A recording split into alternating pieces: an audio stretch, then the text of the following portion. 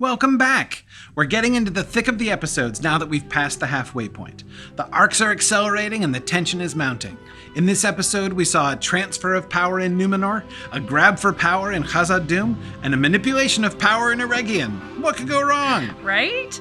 This episode is begging us to dive deeper. We're finding that with each subsequent viewing, we're getting so much more out of these shows. We're able to see the knowing nods to Tolkien's lore and appreciate the subtlety of the storytelling. Thanks again to our wonderful crew at Studio Lab for creating these incredible segments and helping us hit our stride this week, a normal week. And of course, to our wonderful Kickstarter supporters. You literally bought us dinner tonight and snacks as we're filming into the wee hours of the morning. And this week we have two special guests. One is Varking for a chat about dwarves, and James Tauber from the Digital Tolkien Project joining us for our Q&A segment. We're so grateful for every pledge, and you can still support us at Rings and Realms on Kickstarter. Pledges give you access to our exclusive Discord community who have been brilliant. We love your comments, your questions, and helping us figure out our segments each week.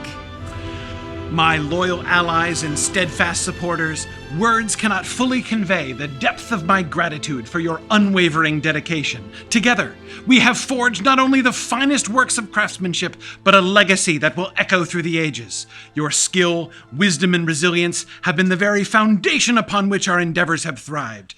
Without your strength and belief in our shared vision, the grandeur of our creations would have remained but dreams. Let us stand firm as one, for it is through unity and shared purpose that we can continue to shape the fate of these lands, shining light into the shadows that loom ever closer. Corey, I encouraged you to keep it short.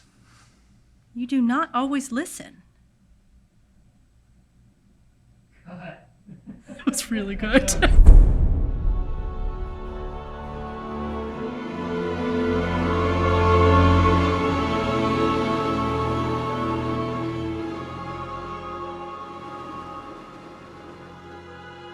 There is a lot to work through in the Eregion sequence in this episode.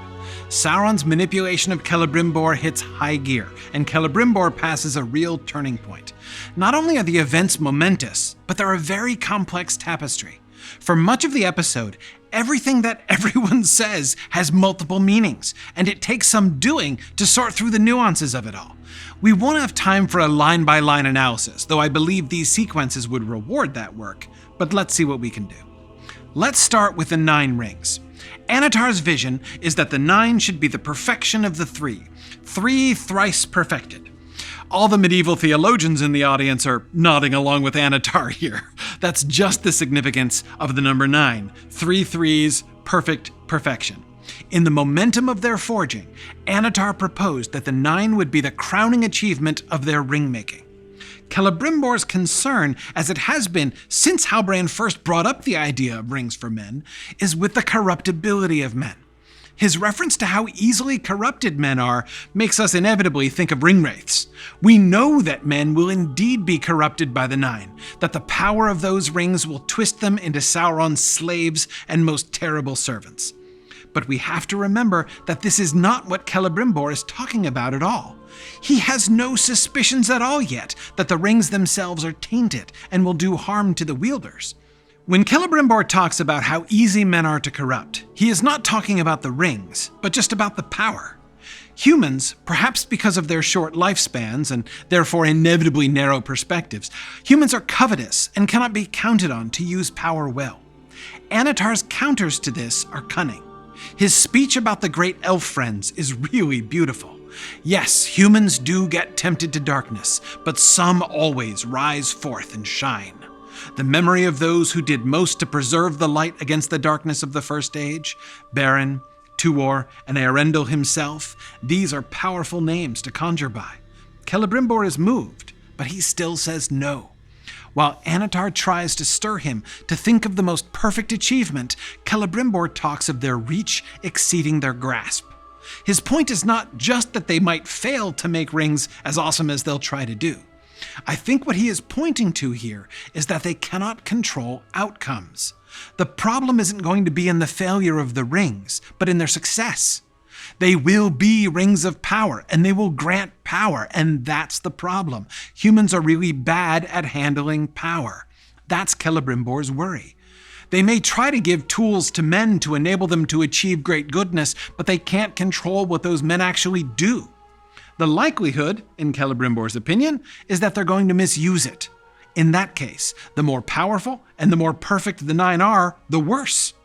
There's a humility to Celebrimbor's outlook here. He perceives that there's a line not to be crossed.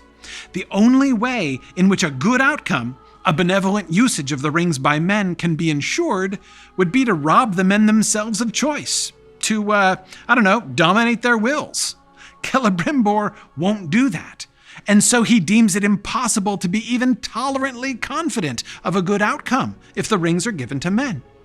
Notice, however, that although Celebrimbor rejects this course, he knows just how it could be done. Annatar and his assistants are working on the nine by themselves, and Myrdania is being the guinea pig. Celebrimbor shows a perfect understanding not only of what they're doing, but what they're doing wrong. When he sees the weirdly levitating hammer, Celebrimbor figures out what's going on. He seized the hammer, he grabbed the invisible Myrdania's hand and pulled the ring off her finger. He could tell exactly what was happening. Moreover, when Myrdania, fresh from her adventure in invisibility, explains that they were trying to create a purifying effect on the wearer by doubling the mithril content, Celebrimbor starts to explain what they should have done differently to achieve that effect. But he stops him. He says, "You should have," and then he stops himself. He had almost given in to Annatar's persuasion to give them the answer when he is interrupted by the guards announcing Durin's arrival. And so, the arrival of the first person to point the finger of suspicion at Annatar comes by chance just in time to stop Celebrimbor from revealing the secret of altering the wills of the wielders of the nine. Myrdania's ring is just a lesser ring, obviously a mere essay in the craft, though Gandalf will someday suggest that it would still be dangerous to mortals, and we can understand why. For the first time, someone puts on a ring and becomes invisible. And when she's invisible, she sees a very disturbing vision. Myrdania, it would seem, has at least in part actually entered the unseen world. The thing is only a prototype, but it's pretty promising. In the end, Celebrimbor is convinced to participate in the making of the nine not only through pride, Sauron's first line of appeal, but through remorse. Durin convinces him that the seven are corrupt. They're flawed. Durin's pointed questions about Annatar have made Celebrimbor ask questions for the first time. He recognizes the truth in Durin's observation that Annatar's involvement is the one major factor that's different between the making of the three and the seven. Sauron's turning this around onto Celebrimbor himself is pure genius. The difference lies not in Annatar's involvement, but in Celebrimbor himself. It is Celebrimbor who lied to his High King, who compromised himself and thus tainted the whole enterprise, bringing deceit into the process.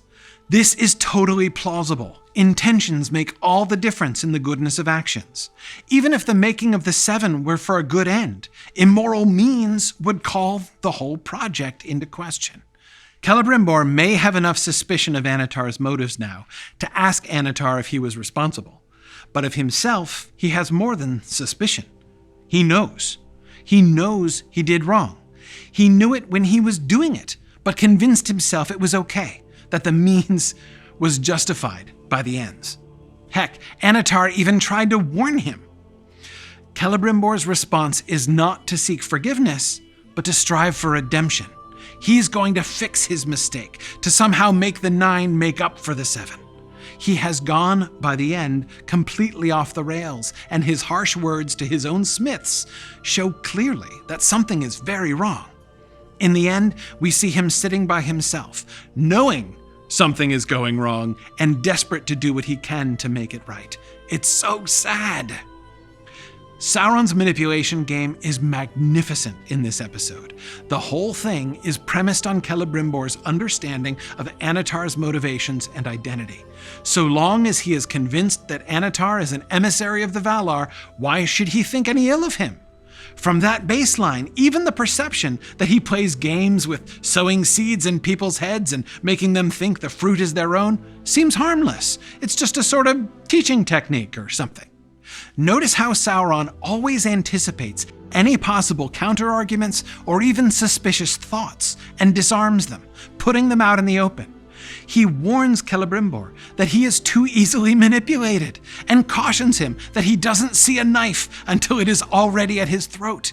His exploitation of Celebrimbor's guilt about lying to Gil-galad is masterful, disarming the first uncertain suspicions of him by drawing attention to Celebrimbor's own certain guilt. He divides Celebrimbor from his followers by worming his way into their confidence too. Anatar's conversation with Merdania serves as a model. A creepy model, but a model. She tells him of her terrifying vision, the giant creature with skin of flame she saw among them while she was wearing the ring. To us, the correct interpretation is totally obvious as the reason for the corruption of the Seven. Sauron doesn't lie to her, but he tells her she was seeing things as they really are. He flatters her a bit, implying she has special insight into the truth of things, has perceived something no one else but Anatar himself knows. Merdania herself is clearly starting her reception of Anatar's words from within a positive framework. When he tells her she looks just like Galadriel, Merdania is very flattered by the comparison and by his attention. His creepy, hair-touching maneuver seems to imply a move towards actual seduction, or at least to engage her thoughts in that direction. But I think her thoughts were already going there. In the first Eregion scene of the episode, she herself reaches out to touch Anatar when she passes him. But no matter how she receives his attentions, she is clearly open to his implications about Celebrimbor. He turns her suspicions towards Celebrimbor by praising him, and how much the ring-making process has exacted from him, leaving him vulnerable. She is completely ready to receive this, for doesn't Celebrimbor himself always say that true creation requires sacrifice? The more Celebrimbor is affected, the more he comes to suspect Sauron himself, the more his every action will confirm Merdania's new suspicions based on pity for Celebrimbor, rather than ill feeling. This is precisely what we see in the last scene, where Celebrimbor is speaking harshly to the smiths, so unlike his customary demeanor, and she is standing apart from them physically, drawing attention to his erratic behavior. But my absolute favorite element of this episode was the delicious duplicity of Sauron's language. I don't just mean when Sauron lies, which he almost never does anyway. I mean when Sauron says something and we hear a full double meaning. He speaks of Numenor, and he says he fears Numenor more than anything else. They're speaking of the corruptibility of men, and Anatar is lamenting the instability of Numenor. So Celebrimbor hears that Anatar dreads more than anything else that Numenor might fall into corruption if they receive no assistance. And we know this to be perfectly true, a well-grounded fear. But we also hear Sauron saying that Numenor will prove the greatest threat to his plans for conquest and declaring himself the king of men, unless he can get them rings and bring them under control. That is also true. He admits he knows that men are capable of great frailty, and we hear both his concession to Celebrimbor's concerns and the foundation of his own evil plans. He speaks of finding the men who stand up against the darkness and bestowing rings upon them, and it sounds a moving argument. And at the same time, it is his most treacherous and horrible plan. We don't just hear Sauron telling lies in the guise of Anatar. We hear him uttering sentences that are true as Anatar and as Sauron simultaneously. Line after line rolls over us, drowning us in a bewilderment of meanings. In fact, do you see what they've done? We, the audience, are seeing and hearing double. We not only see and hear the surface, but we also perceive the unseen realm. We see the true essence of things, hidden from others, just like Merdania. Look at another example of how the episode thrusts us into this position of double sight. Gil-galad reading Celebrimbor's lying letter. We know it is duplicitous. Celebrimbor lied, and he knew he was lying when he wrote it, and a big deal is made of it in this episode. But notice how, as each clause of the letter is read out in Celebrimbor's voice, we see something different. What we hear is the surface, the superficial world, the text of the letter. What we see is the truth, the reality that the readers of the letter don't see. His words say the forge is cold, and we are seeing many workers bustling around the burning forge. He speaks of a precious calm settling over the city, in which they foresee brighter days ahead. What we see is Celebrimbor's own uneasiness and rising dread and disquiet. We are seeing the unseen world, as it were. It's like Muriel looking into the Palantir and seeing Numenor's grim destiny. It's like Galadriel seeing her terrible vision of Celebrimbor's entanglement. It's like King Durin seeing the mountain and his tragically circumscribed vision of its treasures. It's how the rings of power work. They don't just tell us about this in the show, they embed the experience into the viewing, bringing us to have ourselves a parallel experience. We experience the manipulation scenes as if we had all got magic rings.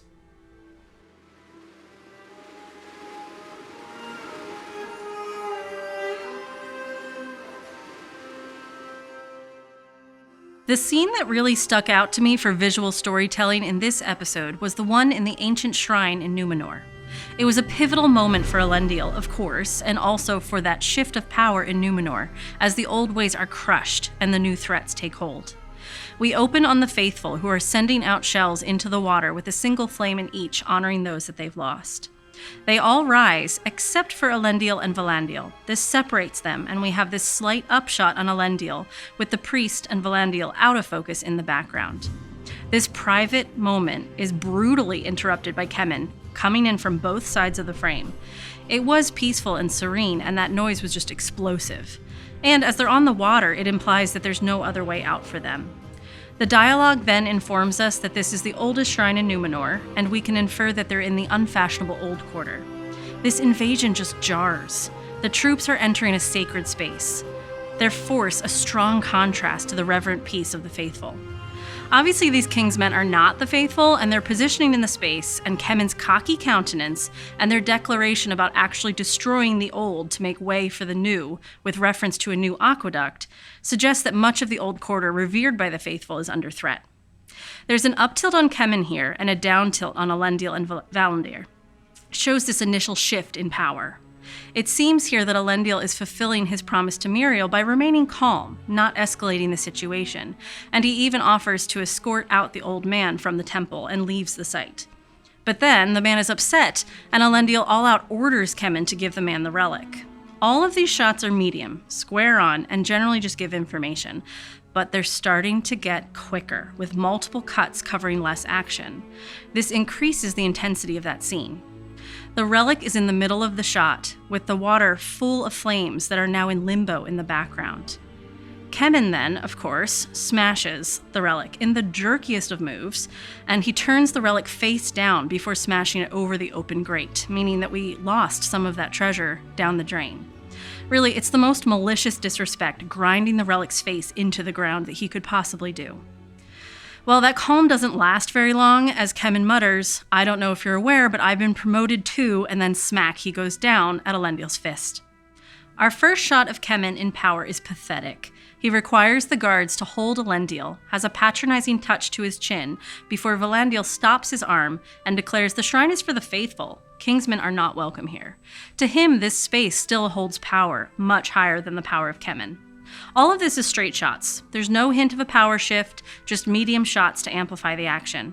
I don't see you praying, suggesting that religion is only religion when it's performed, and Corey's going to discuss this later. Valandil then says, "May the Valar forgive me," and he starts a fight with Kemen, who tries to drown him in the water. This is mostly through jerky handycam shots, and this suggests chaos. It's tons of movement, like we're in the fight ourselves.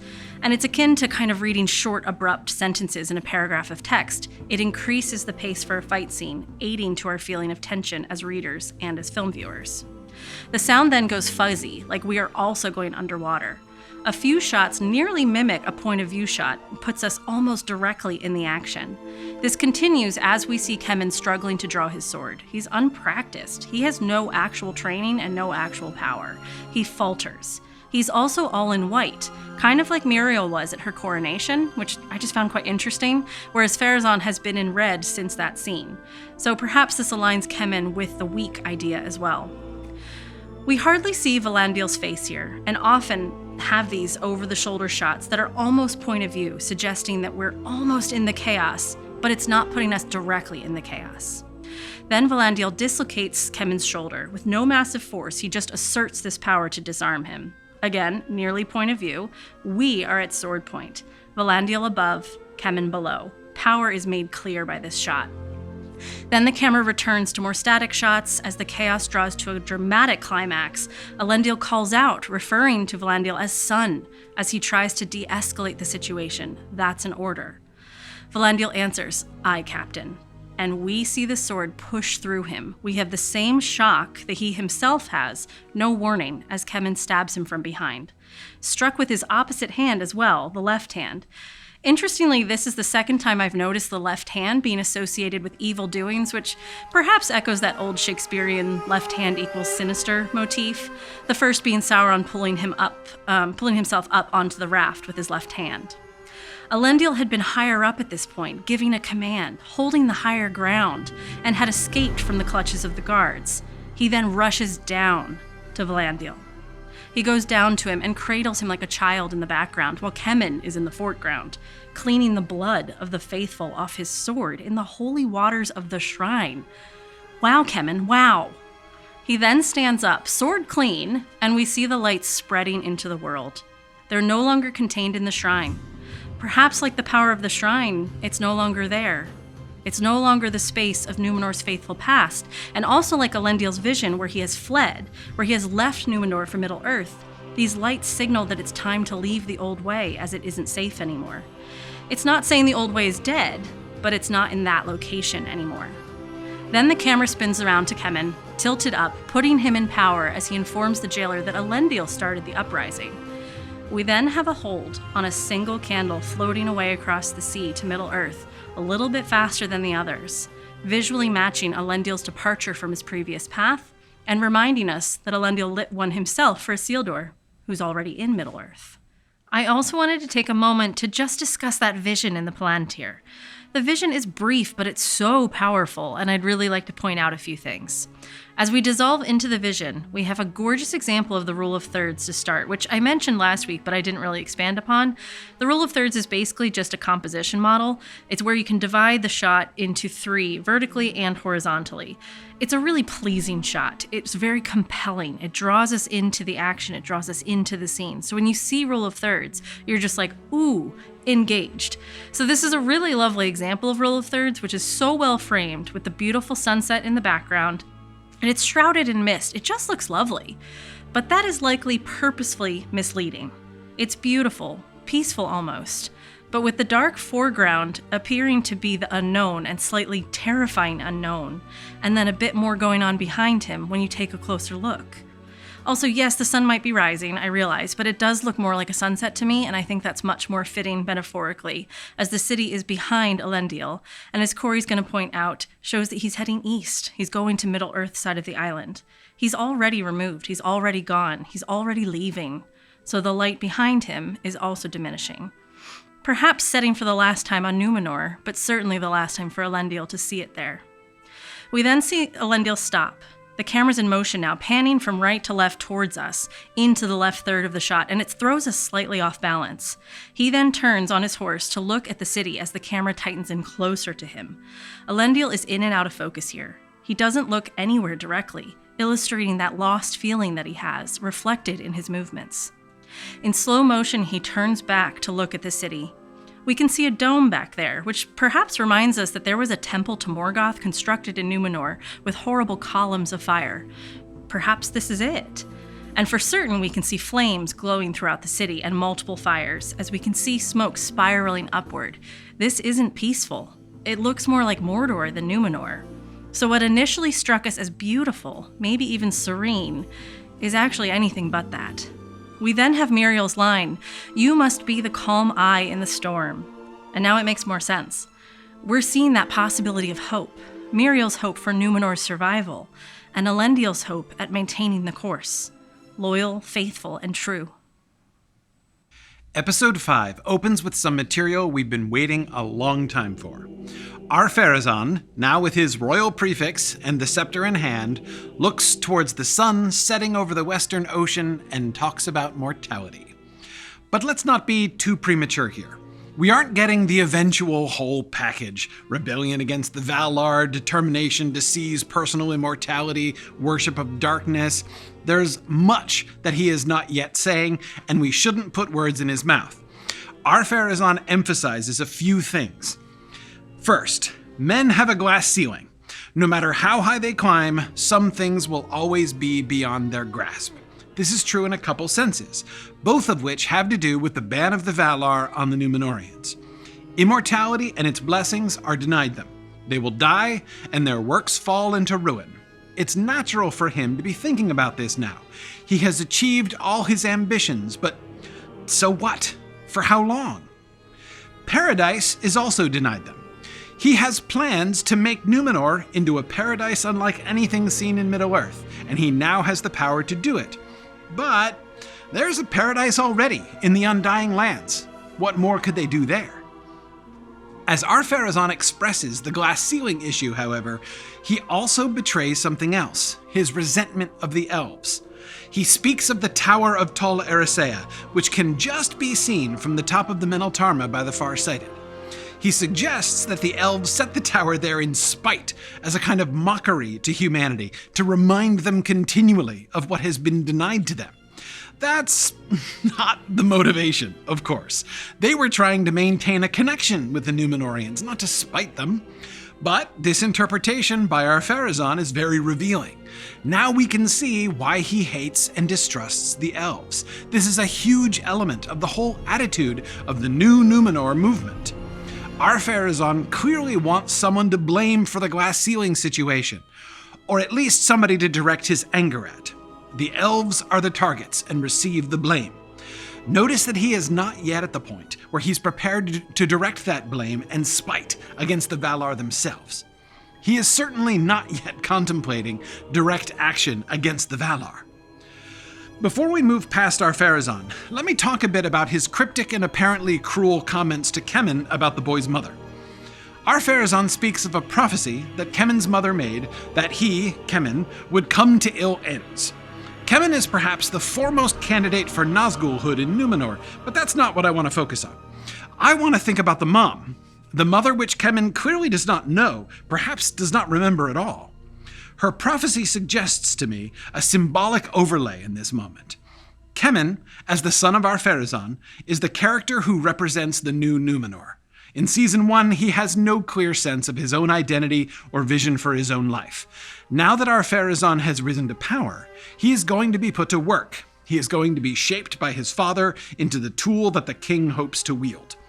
In all of these things, he is new Numenor, who is also coming into its Pharazonic identity here in Episode 5.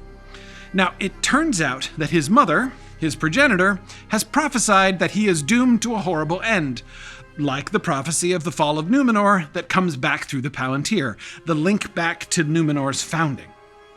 I think that one purpose of this segment is to establish this connection.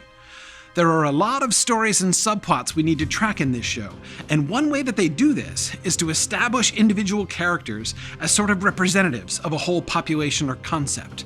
Kemen's role is clear and it is critical.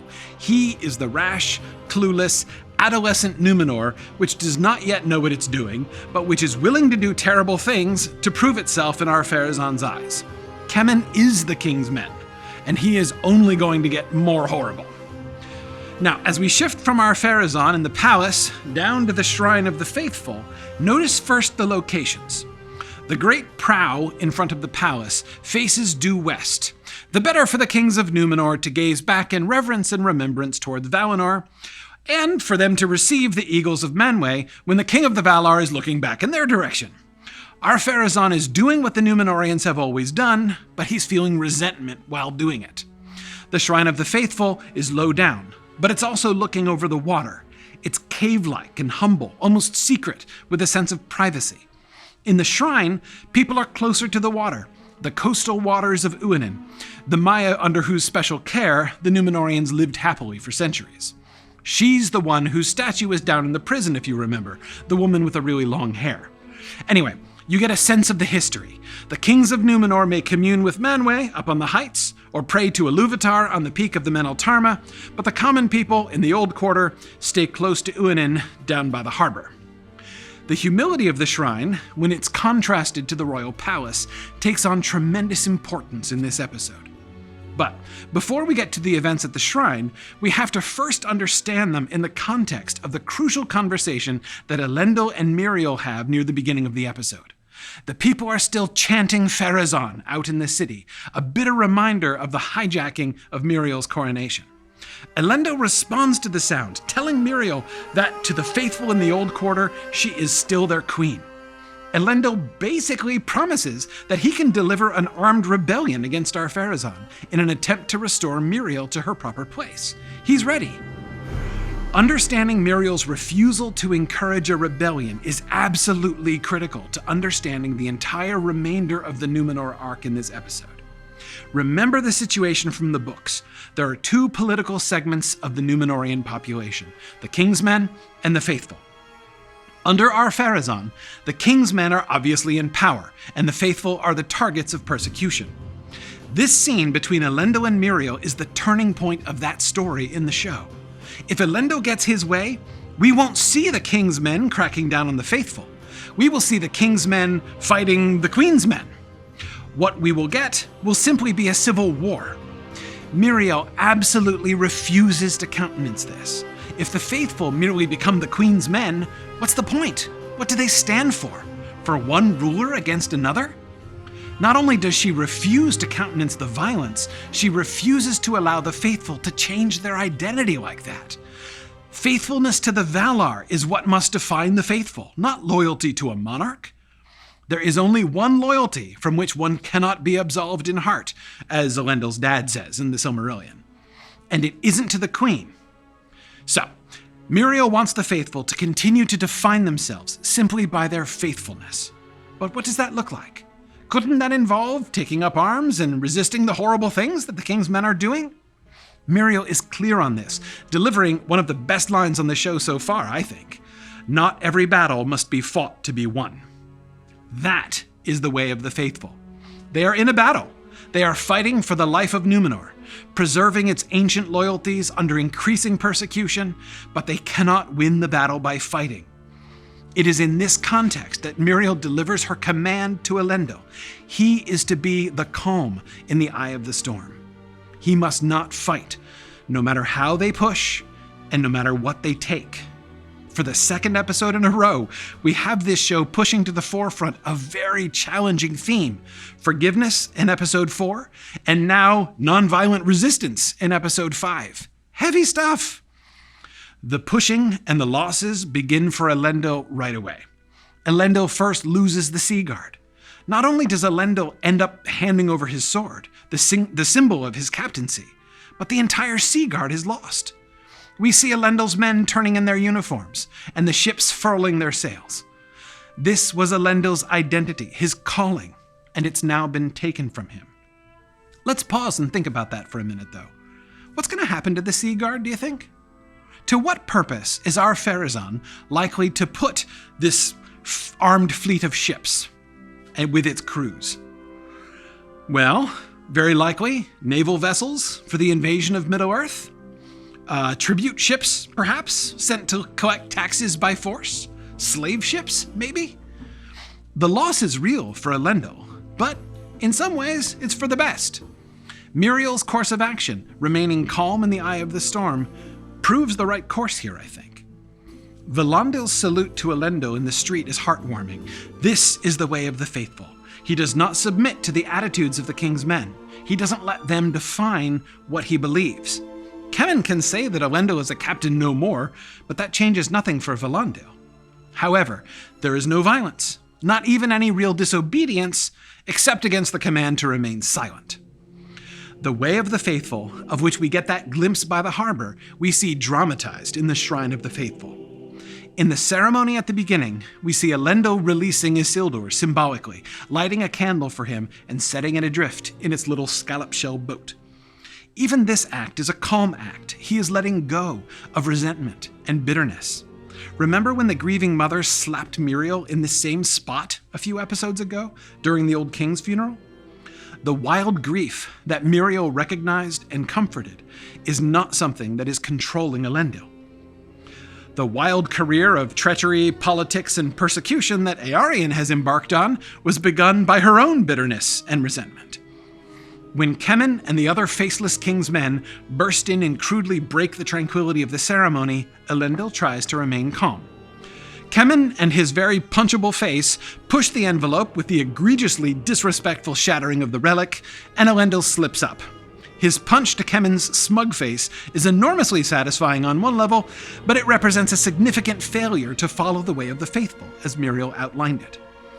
Valandil's very understandable inclination is to tussle with the annoying sprat, who is not only interrupting a sacred ritual, but condemning their place of worship. Kemen snarkily remarks to Valandil, "I don't see you praying." Kemen is a git, but he's correct about this. When he is mouthing off and being defiant, Valandil is not, in fact, acting like one of the faithful, to whom this shrine is sacred. Fighting is not the way of the faithful. Valandil knows this. You can tell by how he asks the Valar to forgive him just before he launches himself at Kemen. Pro tip, if you ever find yourself asking for forgiveness for something you're about to do, you're admitting that you know full well the thing you are choosing to do is wrong. Maybe just don't do it. Elendil has just transgressed on his own part by punching Kemen a minute ago, but that guilt makes him only more aware of how bad it is for Valandil to be fighting. It's pretty clear that the temptation to punch Kemen is almost overwhelming. I can sympathize. Anyway, it's always easier to see these things in the action of others, and Elendil responds with great conviction. When Valandil has dislocated Kemen's shoulder, also very satisfyingly I might add, Elendil issues a command, putting everything he has on the line. He calls Valandil son. He orders him as his captain. He invests everything to appeal to Valandil to walk Muriel's non-violent way of the faithful. And it works. Valandil drops the sword and walks away. That is the way of the faithful. Back by the harbor, Kemen shouted at Valandil, asking him where he thought this defiance of his would end. When Kemen stabs Valandil in the back, we get the natural answer.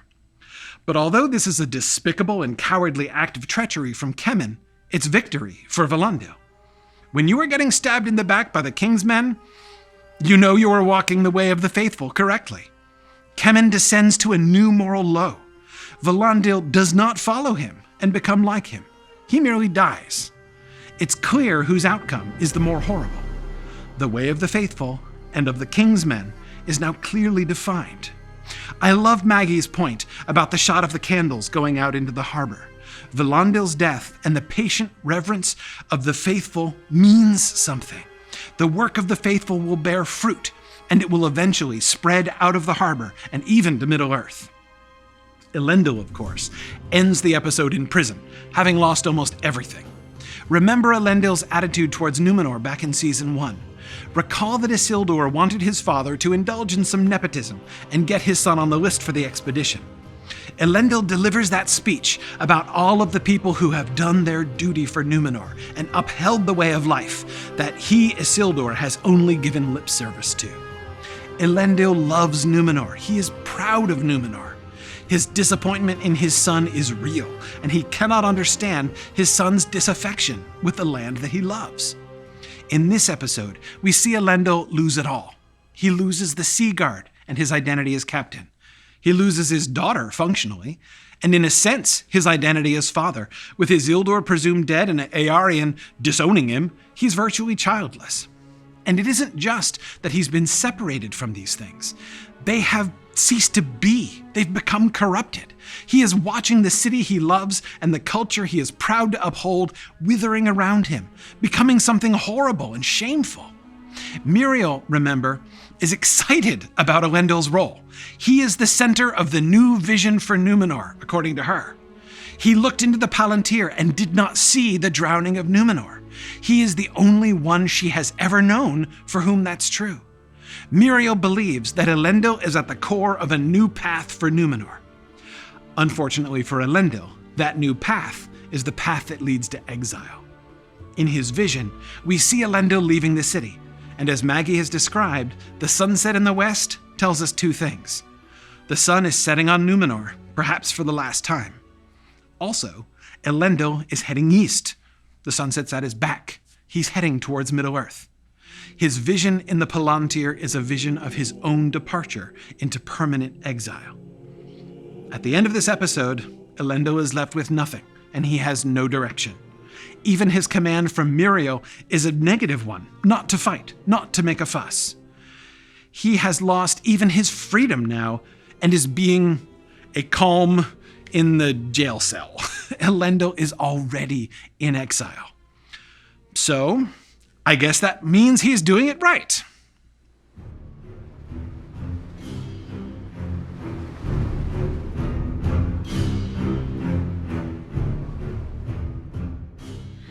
Goodness, I love any time spent with the dwarves, and their arc is so good. So much happens in this episode, and once again, we're here moving them along their path into the ground, digging deeper, deepening their relationship with the rings, and we're exploring that deep rift between father and son, all in this one scene.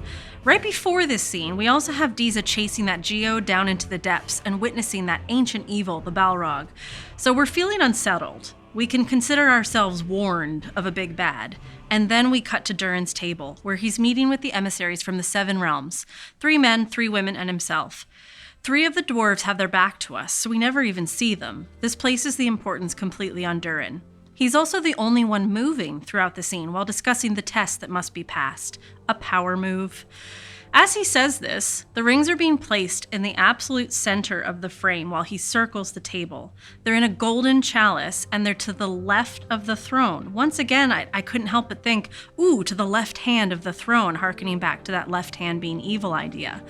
And also clear symbolism of the placement, giving those rings the throne of power. King Durin then describes the power of the rings that will help change everything through an up-tilted camera showing him in that position of power. And it's not a subtle power he's talking about, but power over earth and rock to shape the destinies of all the dwarves forever. Subtle. He grabs the hand of an emissary reaching for the ring. He's above them, and he stops the movement on this scene. The stillness of the scene is almost eerie before this. One dwarf takes a drink and one nods, but it's mostly really still until this grab. So that creates a real emphasis on that movement, and therefore a real emphasis on the movement stopping when Durin clamps down on his forearm.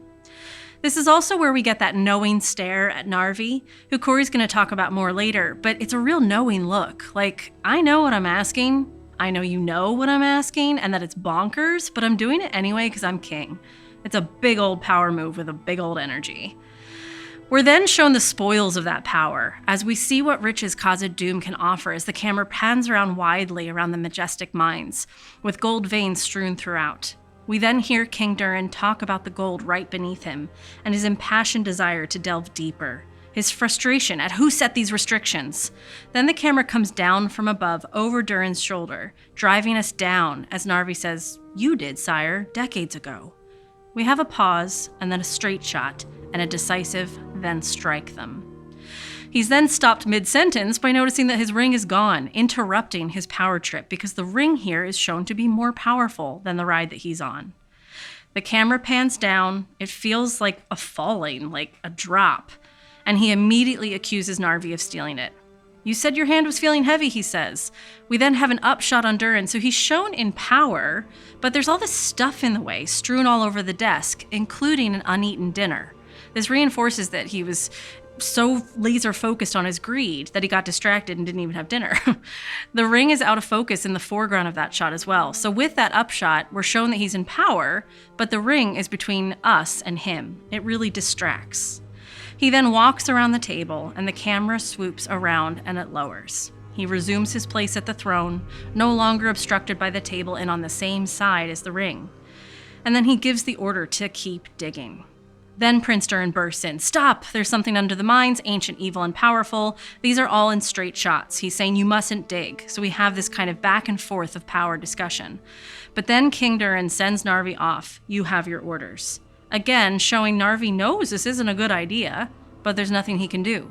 The king orders again, and he doesn't waver. And the camera doesn't waver either. It pulls in tight.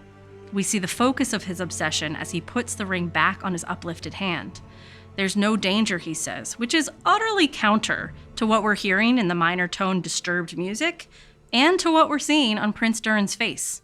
Yikes. Let's start by looking at the power of the Seven Rings. What are we told in the book about them? I don't mean their side effects. We'll talk about that in a bit. I just mean their actual power, the benefits the dwarves got from them. Tolkien says almost nothing in his books about this, and nothing at all specific. The seven give some kind of power to increase the accumulation of wealth. In the Silmarillion, Tolkien says that the seven hordes of the dwarves had each as its foundation a golden ring. In Appendix A, we are told that Thror speaks of the ring needing gold to breed gold. It's really unclear, however, what this actually means. How is the breeding done? Not sure we want to know, actually. But what actual powers do the dwarves get? Tolkien leaves us just to imagine this. The Rings of Power show has already provided a whole mechanism for this, though, the concept of the dwarves' relationship with the mountain. For King Durin, the ring is like a supercharged version of the discernment that the stone singers have. He just knows, and so he succeeds where the stone singers fail. He himself comments on this explicitly. The stone singers, he says, speak of hearing the mountain. With this ring, he says, I can see it. This is obviously true. He has an unerring vision of where the sun can be found and of where gold can be mined. The king really does seem to have been given a hyper-awareness of the mountain. But the concept of the dwarf's relationship with the mountain also gives us the first big red flag about King Durin and his ring. His perception of the mountain has been greatly increased, beyond that of any other dwarf in history. But the relationship with the mountain has greatly changed. Remember how Disa spoke about the mountain back in Season 1? A mountain is like a person, she says. When you sing to it, it will reflect the song back to you, telling you its story. The dwarves respond with respect. Based on the story that the mountain tells them, they decide where to mine, where to tunnel, and where to leave the mountain untouched. Khazad-dûm has, for centuries, been guided by the stone singers and this personal relationship they established with the mountain, as King Durin reminded us dramatically earlier in Season 2. Notice, though, the first thing the king does with the ring. He tells them to tunnel through what Prince Durin calls Foundation Stone. In other words, places they already know should be left untouched. Now, the king's delving works, but it's in despite of what they know of the mountain. We get the impression that the whole dynamic has changed. The king does not have an increased intimacy with the mountain to go along with his increased perception of it. It begins to feel that he's exploiting the mountain, disregarding the personal relationship entirely. This disregard is also perceivable in the king's attitude to his fellow dwarves. He eviscerates his son in Season 1 when Prince Durin puts the desire for mithril above the safety of the dwarf miners. The king doesn't even notice in Episode 5 that he's putting the other miners in danger when he digs through the Foundation Stone. Prince Durin has to send them off for their own protection. King Durin was always the one who put the mountain and the dwarves first, curtailing Prince Durin's ambition by enforcing strict delving restrictions. Now, he cancels those restrictions completely. There is no consultation with the mountain here. He doesn't care what its story is. He simply wants more than the thimbleful of wealth they have already taken from the ocean of her riches. He doesn't even remember putting those restrictions in place. He has completely lost touch with the mountain and with the values of his people. Now, when we compare the king's delving deep with Prince Durin's desire to delve deep in Season 1, what do we see? Prince Durin defied the king and put people at risk in order to get mithril to help his friend. He was pursuing a good end by a bad means. And that's not good, as we've seen in many other examples. Notice, by the way, that that's what Durin himself, Prince Durin, now sees. That's what has changed with him. He understands this means and ends issue more clearly now than he did. The king is now utilizing the same bad means, and those means are almost an end to themselves. Delve deeper and more riskily, not to save lives, but just for the sake of getting more wealth. It's a bad means to a worse end. This is a much bigger problem. In the Silmarillion, Tolkien tells us that the seven were accursed, and that they betrayed in the end all those that used them. We can already see this coming upon King Durin. His flat statement that there is no dark power under the mountain gives a very strong hint here. There seems to be a very conspicuous blind spot in his seeing of the mountain. Okay, now let's talk about the side effects of the ring. The books are a little bit more explicit about this, or at least the vast majority of the very little that is said about the influence of the Seven focuses on this. We are told that the Seven inflamed the Dwarf Lord's desire for gold, and that it made them more vengeful and quick to anger. Now, it is clear that these are not alien traits imposed upon the dwarves. They are rather exaggerations of traits that the dwarves already had. All you have to do is read The Hobbit, and you will see that dwarves who never touched a ring of power can still completely lose their minds through their love of treasure, and that they're going to nurse grudges and that sort of thing. The book side effects are plainly visible in King Durin. He begins to levy taxes on goods sold in the marketplace, ensuring that if the dwarves' wealth increases, his own wealth will increase even more.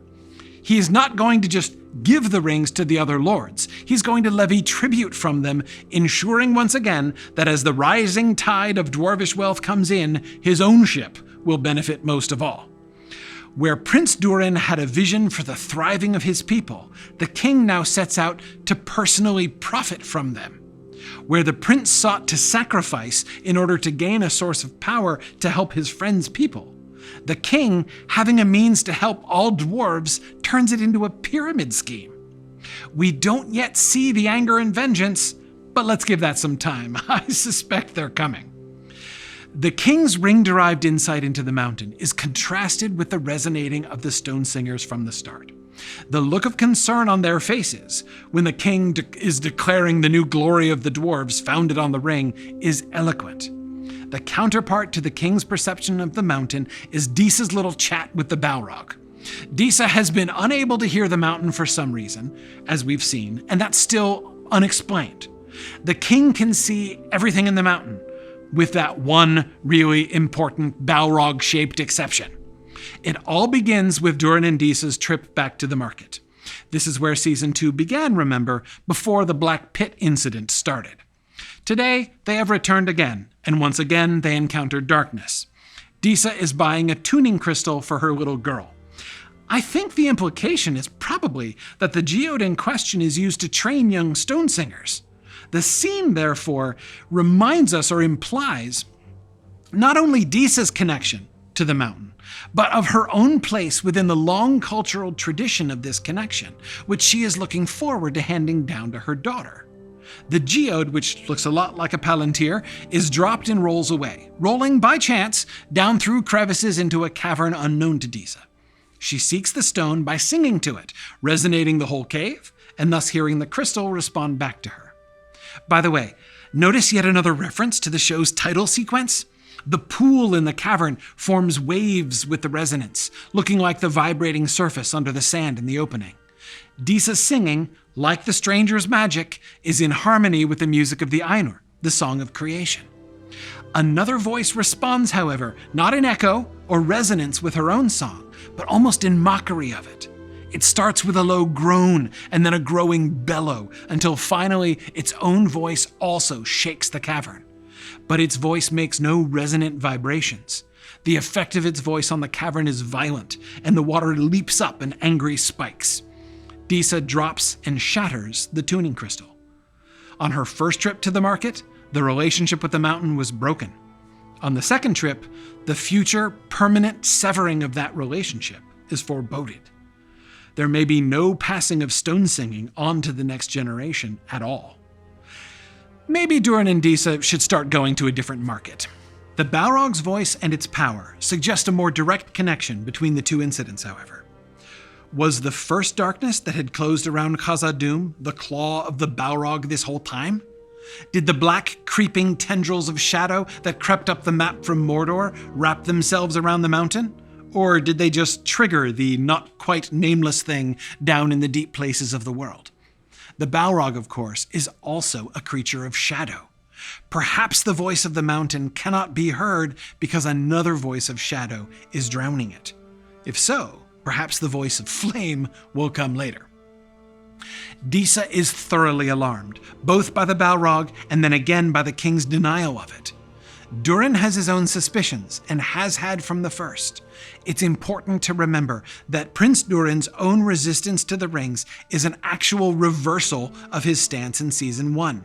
He was all for working with the elves and giving them the means to forge a power that would stop them from fading. It was his father's words in Season 1, which were always wise, that primarily inform him now. Durin suspects the rings because he is now listening to what his father said before. His father himself, unfortunately, has completely forgotten his own advice. In his initial arguments with his father, Prince Durin appeals to Narvi. Narvi is in an interesting position in this season. In dealing with the king, he is the stand-in for the people, at times actually speaking as their representative. He cannot, as subject of the king, oppose the will of his king. But he is also the embodiment of Dwarven craftsmanship.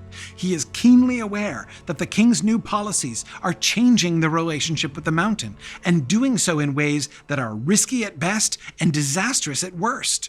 Poor Narvi is very uncomfortably caught in the middle. I hope he doesn't come to an uncomfortable end.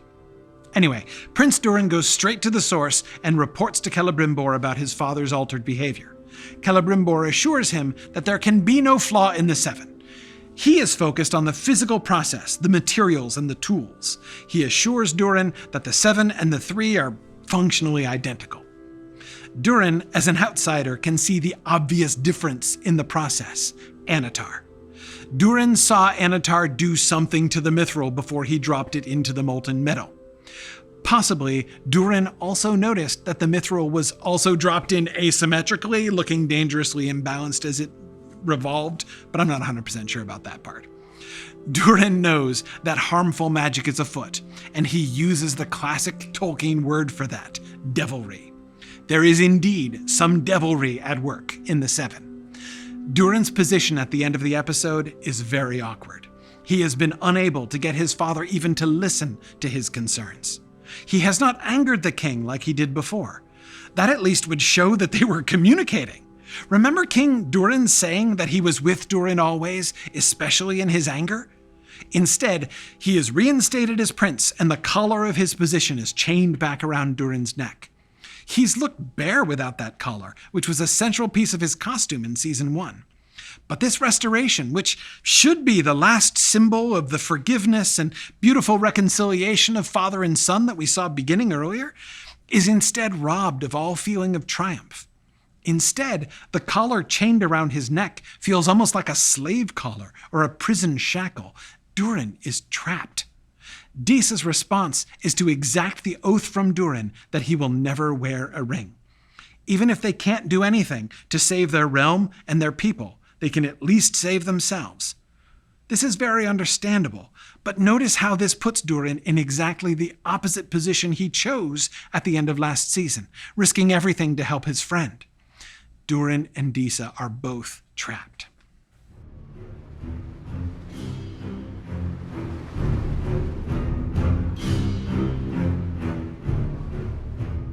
Okay, everybody, today we are joined by a special guest. We have with us Varking from LOTR on Prime subreddit. Varking, thanks so much for joining us today. Thank you guys so much for having me. It's an honor to be on Rings and Realms and a pleasure. I know a lot of people on my subreddit, the moment y'all's videos drop, they're posting it and talking about how much they love it. The recent little image y'all had up where Corey is merging the Tom Bombadil, that was gold. So very excited to be here. Glorious. It was amazing. It was amazing. We were just very as jealous. Excited, so yeah. Yeah, that was those segments have been so much fun. Yeah. It's been really exciting to see those things every week. But, you know, we've been thinking about you because, of course, lots of stuff going on with the dwarves. And I know that you are the possibly the biggest perhaps fanboy of Tolkien's dwarves that I know. So really interested to hear your thoughts about sort of the state of things dwarves. That it's interesting that in Season 1 we had Durin and Elrond as the primary, right? That was really the heart of the dwarf story, their friendship. And they've not been in the same, everybody wanted more of that, right? We haven't gotten it directly, right? And yet we've gotten so much more of the dwarves. What are the things that you've been most interested to see in season 2?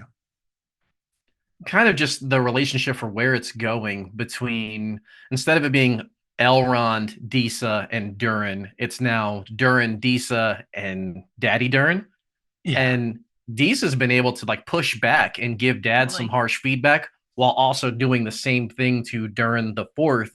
And I just think that dynamic has been really, really cool. And then getting to see the dwarves outside of Khazad-dûm, making trips and being able to interact with that Anatar guy.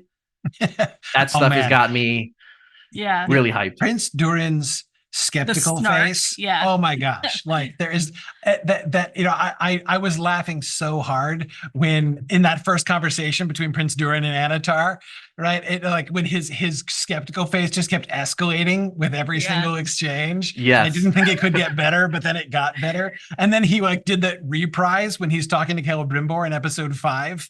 And you know, and he cocks the eyebrow at him when he mentions Anatar, right? It was phenomenal. Like the perfect comedic timing. Yeah. So good. It is. So good. And then when they went outside in that moment and Disa's like, were you trying to sabotage this meeting?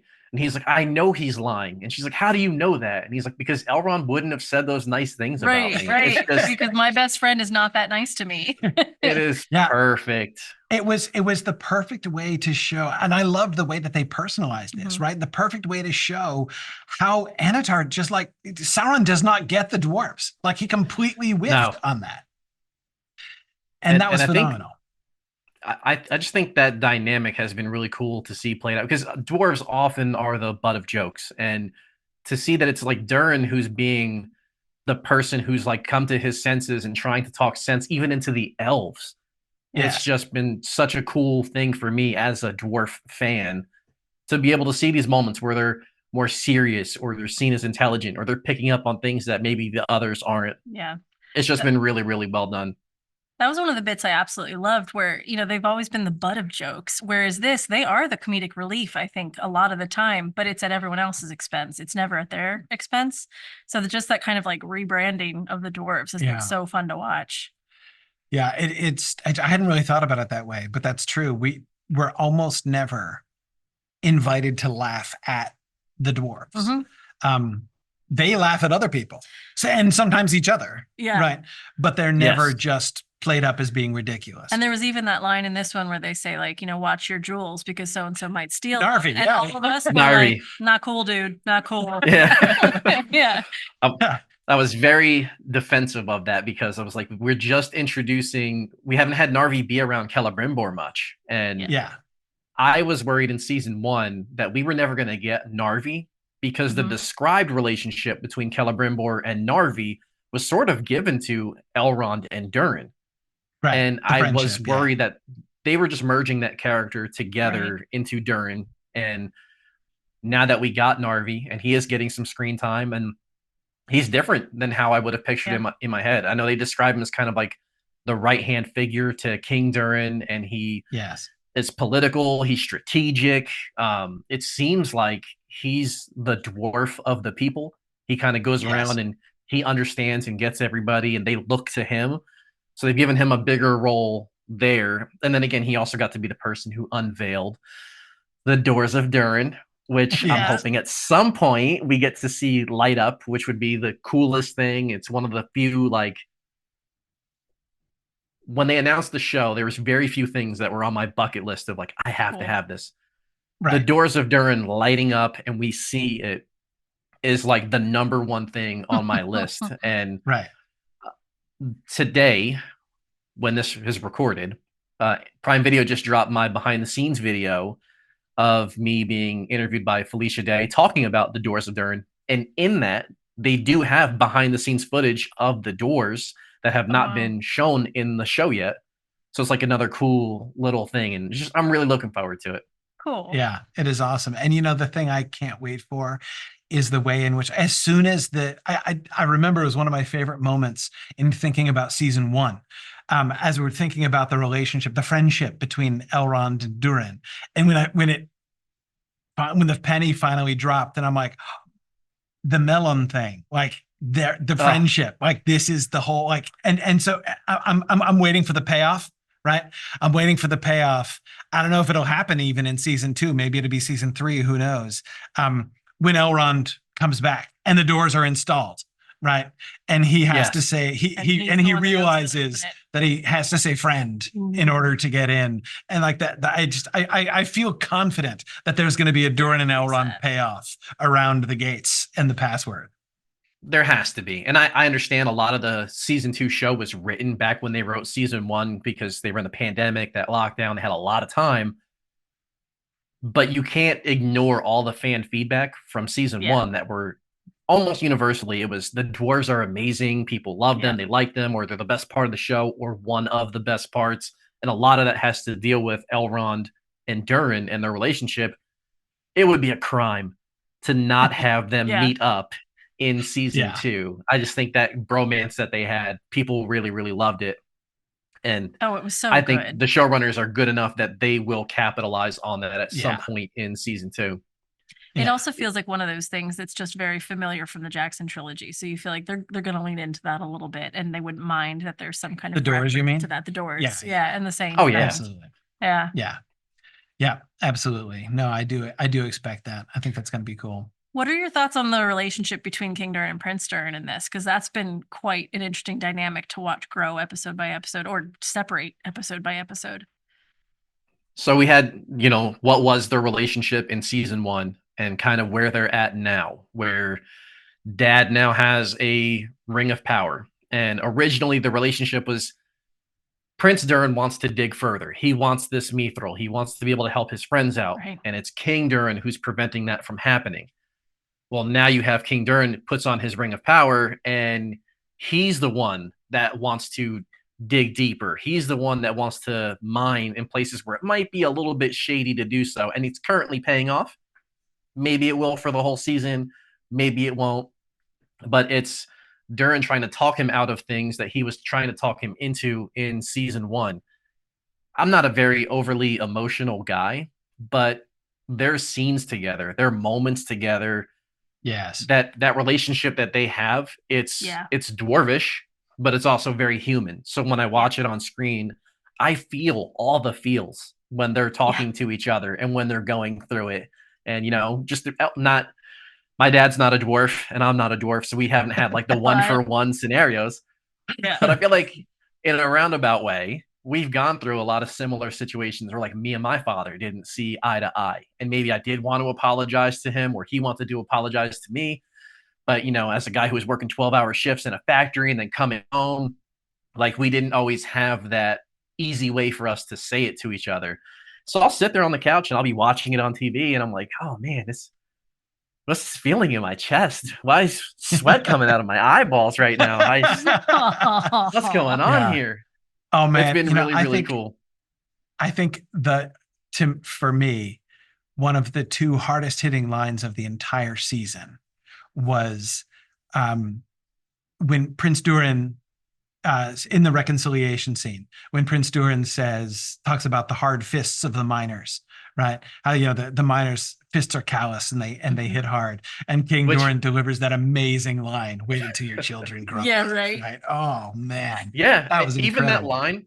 As I'm hearing it, and he's talking about the callous fist that the miners have, in my head as it's playing out, I'm like, oh, he's talking about how bad he's had it because he's had to mine and he got picked on for getting calluses.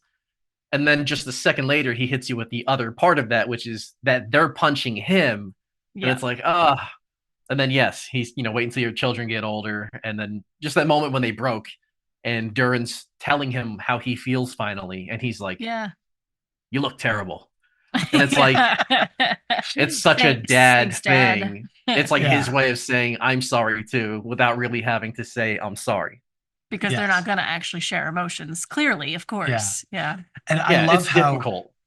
I love how absolutely straight-faced King Durin is during those moments. Yeah. And the way his beard is, right? Like that really long, totally straight beard, which makes the king's face look like it's like a face sticking out of a stone wall, right? Like you can see nothing else of him except that, right? And he's just totally deadpan, no expression whatsoever. And even the things that he says, when Durin comes and makes his first, his first apology. Remember, the first thing King Durin says is, "And what else?" Yeah. Right? I mean, look, it's total. But anyway, but I agree with you. I think we can see in that and through that the the restraint of his emotion and it still becomes a really beautiful scene. I think that both of the actors are just phenomenal. They're doing such a wonderful job. I love the guy who plays what's his name? The guy who plays the king? I'm blanking. Mullins? Peter Mullen. Peter Mullins, yes. I was gonna say Paul. Yeah. Yeah.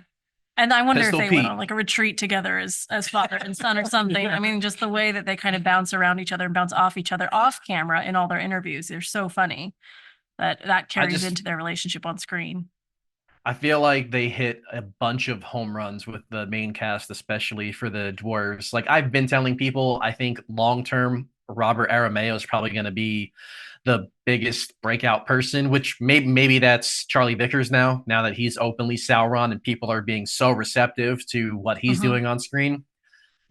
But to me, I think the best acting job so far has been Peter Mullen. Like Daddy Durin, there's a lot of shows that you can put on television, and while you watch them, you're also doing this. And then looking up, when he is on screen, he's one of those put your phone down and pay attention, whether he's giving a stern speech or he's trying to rally people or tell people it's okay, or when he's beating around the bush with Disa trying to talk about, so how are things? And he's talking about Durin and she's like, oh, the grandkids are fine. They miss you a little bit. There's not been a scene that he's got this presence that commands your attention. And, there's a lot of rumors that, there's 2 Durins on the show, so I wouldn't plan on having them all around for forever. One's probably going to go at some point. Right. It'll hurt to lose either of them. But I just think, Peter Mullen has absolutely been killing it. And I hope he gets his flowers and the fandom really does appreciate the performance that he's put on. And the dwarves especially. My big fear from season 1 to season 2 was with how well the Dwarven storyline was received in season 1. To raise the storylines of the others. And I think the Numenorean storyline is starting to get there. The Elven storyline, especially with Celebrimbor, is... Oh my goodness. Yeah. I do not want to say better, but it's... it's pretty good. Close. It's pretty good. Yeah. That maybe that storyline would have to sort of take a back seat or come down a little bit to like average them out. Right. And I think that they have continued to not just be good, but I feel like they've elevated it. Maybe because the stakes are a little bit higher now, but man, for the rest of season 2 and for whatever's to come in 3, 4, and 5, like I am so excited. And I know at once they told me, Varking, just trust us. We got you on the dwarves. And I was like, these guys are so silly. Like, why would I trust them? No, I do trust that the dwarves are going to have a good story going forward and just very, very excited. Yeah, that was one of the things that I think it's one of the consequences of the shift away from just the focus on Elrond and Durin that we got in season 1. They were so good. Their relationship was such a central focus and it was so delightfully depicted that in a lot of ways, like the whole rest of Khazad-dûm, even to some extent, Disa's character were kind of like add-ons. They were like, like sort of context, right, for their relationship. Whereas now with Elrond, with the 2 of them on separate storylines in this season, it has really developed not just their 2 characters separately, but even the whole world of Khazad-dûm itself. I particularly, coming back to something that you said, Will, way at the beginning about Disa's character and her, like the sort of the more independent role that she's had in this season with standing up to King Durin and stuff. Voice. She's really pushing actions forward this season. Yeah, and she really seems to be representing a really important element of dwarvish culture that we got hints of in the first with the stone singing in the first season, but which has really developed and is I think really at the core of the Khazad-dûm story so far in season 2. She represents this old traditional way of the dwarves relating to the mountain, right? I mean, it's the heart of their culture, and now the Ring of Power is kind of making that obsolete, right? That's kind of what King Durin has almost implied. Yeah. And kind of when you think about it, when you, not to try to compare the different races in the show, but when Galadriel finds out she's done something that has enabled something bad to happen, she's scared to tell Celebrimbor. She's scared to tell Gil-galad and the others what she has done. Disa pitched for them to go hear about the Rings of Power, and then pitched for him to go tell his father about the Rings of Power. And then where we're at now in episode 5 is she's like, hey, this feels wrong. This feels like cheating. Maybe there's another way we can do this. This doesn't feel right. And she's like quick to own her mistake. And I just think that's cool how some of the different characters in the show are handling it. And it's not copy and paste from one to the next, because it really could be like that. And I liked that kind of transition, because when she was initially saying it, it was loyalty, it was duty. Like, this is what you do. You have an option, and by not sharing it, then you are being disloyal, because your king is the one that gets to make this decision. Right. But then once the idea is put in front of him, she's like, "Ooh, that was a bad decision. We shouldn't have done that." Unfortunately, he said yes. Yeah. Exactly. But I think, Varking, that's true. I hadn't really been thinking about that. Like the parallel, it's not a direct parallel, but the parallel between Disa and Galadriel, right? Yeah. Both of them were complicit in bringing about the bad situation, right? But I agree, you compare Galadriel's problems with coming clean with that to Disa, that conversation between Durin and Disa when she's pruning the tree, right, near the beginning of episode 5, is, all that happens is, he ribs her about it, right? You were the one who said, and she's like, I know, right? But she's really quick to admit it and be like, I know I did, right? But I was wrong. And she's quick. That's a really important thing. I agree. And now you look at how much has the Dwarven culture changed just from a few episodes ago, when they're worried about running out of crops and being able to live, and how much are they going to have to hit the royal reserves. And now when they go to King Durin's room, there's just piles of gold just laying around all over. And then we get that scene with what I thought was the other dwarf lords. And then you find out that they were like their emissaries, or their version of Narvi for their different realms for the dwarves, and him pitching to them, you guys can be a part of this. You guys can have your rings of power, but there's going to be a tax. And all of a sudden, this character who was, maybe all dwarves are a little bit greedy, but the ring has amplified this up so much that to anybody who's even remotely close to King Durin, Narvi sees it, Durin sees it. He's not himself. It's a different guy to them right now. And it'll be interesting to see how that plays out. Like, are we going to get the other dwarf lords this season? Is it going to be, they got to go back and tell their leaders what's going on here and what the pitch is. And, are they going to save that for a future season? I don't know. But like I said, I'm trusting JD and Patrick right now that they are going to write it very well. And when I see it, I'm going to love what I'm seeing on screen. Yeah. Well, so thinking about that, what do you think about the pacing? Where do you see, they're not just going to spring the Balrog any minute now. Like, there's obviously going to be stuff that's happening. So what do you see for the trajectory? I feel like, just based on stuff that we know from the books, I can get a sense of like where the war in Eregion is going to go, and Gil-galad's involvement, and Numenor, right? And all that stuff. Like, there are several clear story beats that have to happen in a certain order. And so, one can kind of put it together, and, and finally, of course, the last alliance. But what is your sense of how the next few seasons are going to play out for the dwarves? Do you have any, do you have any thoughts about that? I try to treat it like an athlete. You lock in on what's coming up in the next one, and you live that day-to-day life. And right now, we know from last season, the Balrog is awake somehow.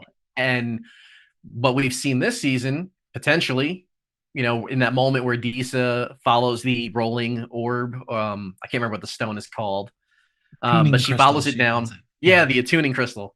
And she picks it up, and after she did her like resonating, which was awesome to see, so she can find the tuning crystal.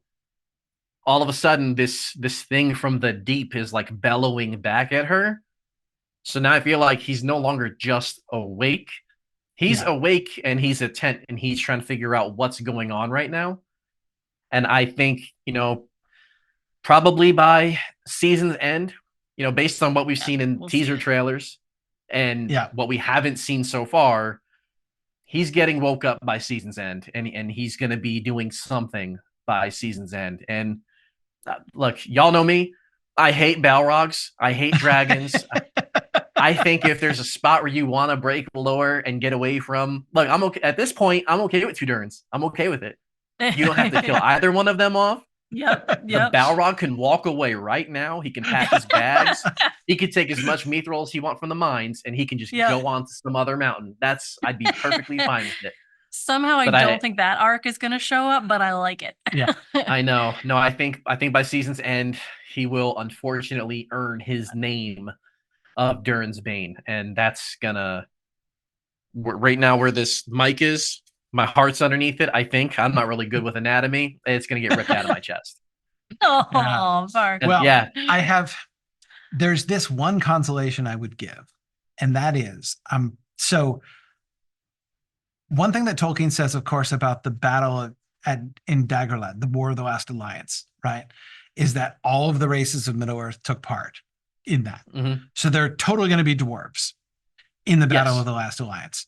And therefore, whatever happens to Khazad-dûm, I think Prince Durin, I think he has to survive to fight with Elrond in the Last Alliance.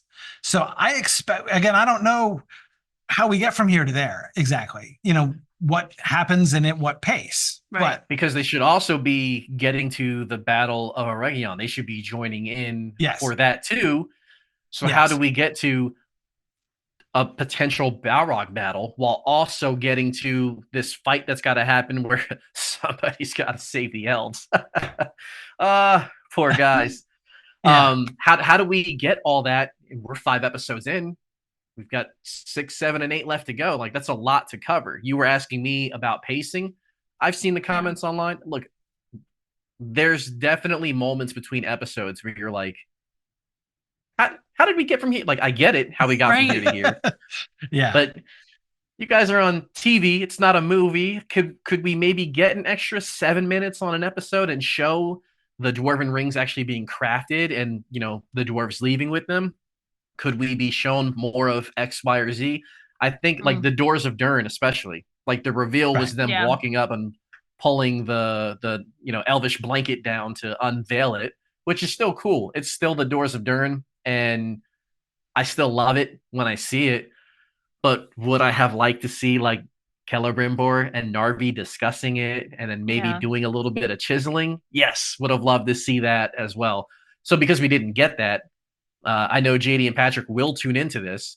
You guys have to give me a glowing door. I have to see it, and it's got to be great. You cannot botch this. When it glows, it needs to be beautiful. Epic. And y'all will do it. I feel confident we're going to get the glowing door. We have to. Yeah, they're doing way too much setup to not have a payoff. Even with the like separate Ithildine thing, from episode 2 or whatever. So no, it's totally happening.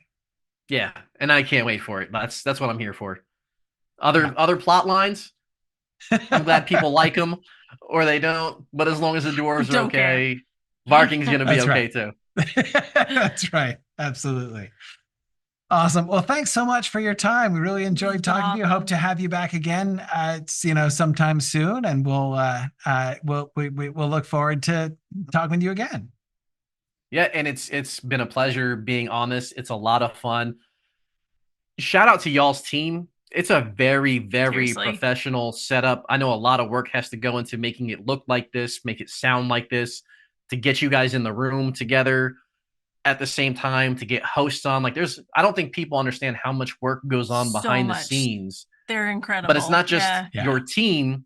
It's the community you're fostering as well. Like, when I read the comments in the YouTube chat or when the videos get posted to Reddit, 95% of it is very positive, glowing stuff.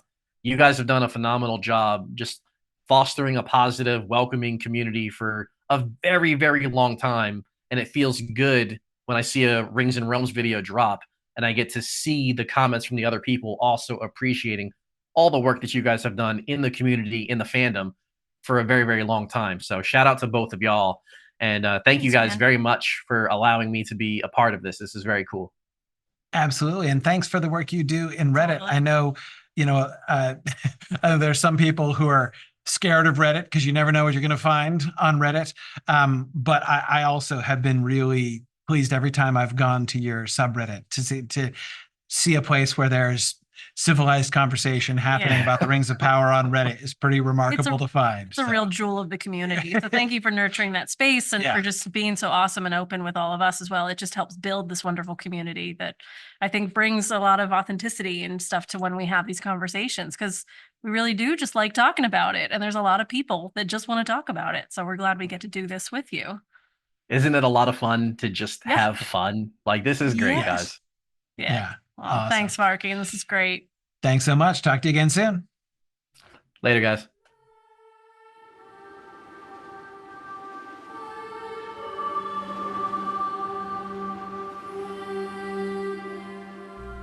Let's start with Gil-galad's ring vision. This is the first time we actually are shown what Gil-galad sees. He's only told us his visions before, although we actually saw Galadriel's vision. The photography and lighting are strange, almost distorted compared to what we've seen before. It starts with ash and destruction, and it ends with Sauron and the orcs. The Sauron we see is OG Sauron, the one from the prologue in the first episode. Sauron is crowned, with orcs bowing down to him in fear. This seems likely to be a vision of Sauron, Lieutenant of Morgoth, since we know that young, cute, eager Sauron from episode 1 of season 2 is the post-Morgoth Sauron. Is this a picture of Sauron from the first age Gil-galad is seeing? Is Gil-galad just seeing Sauron like the only way he himself has ever seen Sauron looking? Anyway, what's at the heart of the vision? Dead fish. Tons of dead fish as far as the eye can see. The visual reference here seems pretty clear, and we the viewers have a better chance of interpreting it than Gil-galad does, I think. Remember Círdan and the fish in episode 2? He sticks his hand in the water to illustrate the power that the rings have over all life and how they're drawn to it. Círdan yanks his hand out of the water, and several fish leap up after it, including one who's left gasping on the bank of the little pool Círdan is sitting by. Círdan says that Elrond is right to fear the power of the rings. Its power over living things is very strong, a terrifying degree of power. But Círdan's conclusion, of course, is that it sure is a good thing that these rings are in the hands of the elves, who will act responsibly with it. And he illustrates this point by picking up the dying fish and releasing it gently back into the water again. Just imagine, he encourages Elrond, the kind of harm that Sauron could do if he got control of the ring. In Gil-galad's vision, the acres of dead fish lying on dry ground are, I think, supposed to invoke exactly this, the death and suffering that Sauron will bring about if he gains control over the rings. There is possibly a literal event involving dead fish that Gil-galad is foreseeing. Perhaps there's an inland sea that will be drained or dried, and the heaps of dead fish will be the result. But if we remember Círdan's demonstration, the visual image of the dead fish works on more than one level. It could even be taken as a premonition of the One by Gil-galad, a hint that the power of the Elven rings themselves could be exploited and redirected destructively if Sauron somehow gained control over them. The bulk of the dialogue in the brief Linden segments is focused on the plans for battle. The commander is focused on Adar in Mordor, since Celebrimbor's letter seems to prove that Sauron isn't there after all, and there's nothing to worry about. Remember that Galadriel got her horrible Celebrimbor vision in the middle of a meeting of the army commanders. While they were discussing the possibility of physically attacking Sauron and Adar in Mordor, Galadriel's vision gives her the insight that their struggle is not in the physical world, but in the unseen world. The commander with Gil-galad seems to feel that Galadriel's whole interpretation has been disproven by events. Since Celebrimbor is obviously fine, we can now see that this is a physical war issue, and armies, not rings in fact, are what matter. Of course, the fact that the unseen world remains unseen by this army commander doesn't disprove it. It merely suggests that her vision is very limited. We know the truth. We, the viewers, have insight into the unseen world, as we've noted in several places in this episode.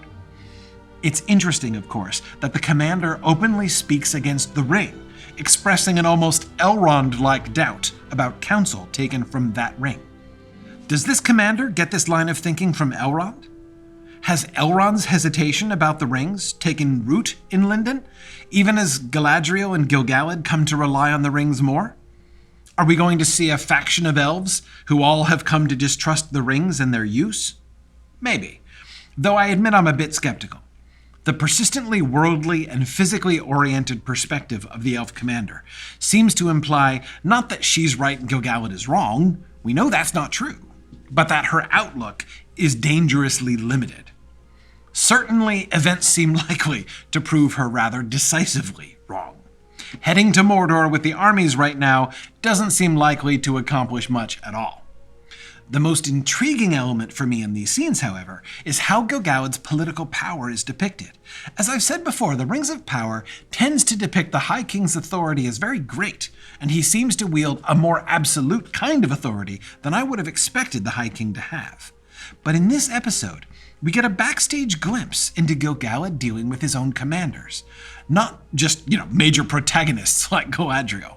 When we get that glimpse, what we see is Gil-galad apparently wanting to rule by something more like consensus. He speaks to Elrond as if he didn't have the authority to redirect the deployment of the army unilaterally. That same question of authority is also at stake in the commander's slighting reference to the ring. She asks Gil-galad if he's willing to risk the future of Middle-earth on the whispers of that ring alone. She doesn't deny that Gil-galad has the power to make that call, but she certainly implies that he would be wrong to do so.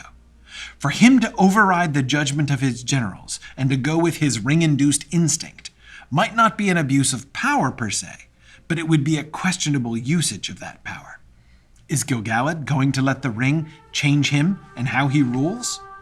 Now, as for Galadriel, the standoff between the lightly caged elf general and the orcs shows her to be of two minds, I think. On the one hand, she's not exactly going along submissively. Her posture and facial expressions are defiant, as is the fact that she draws a hidden blade and puts it to Adar's throat. On the other hand, she's hardly doing her utmost either to escape or to cause harm to the enemies who have captured her. It's hard to imagine that she was in fact totally helpless to damage that rickety wooden cage at all. And although she does threaten to cut Adar's throat, she doesn't actually do it. Instead of just stabbing him when she has the chance, and having done, she's already interrogated him, remember? She takes him hostage, though I have a hard time imagining what her plan is with that. It isn't obvious to me that Galadriel has any plan here. Adar, however, definitely does. He calls her a potential ally, and he's prepared to call his former imprisonment by her bygones and work together against Sauron. We should remember what we saw in the last season when Galadriel and Adar talked.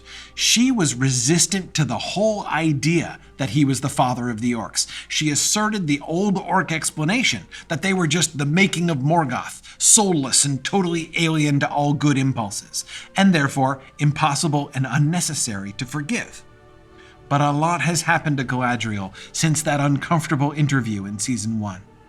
How has the revelation of her folly changed her?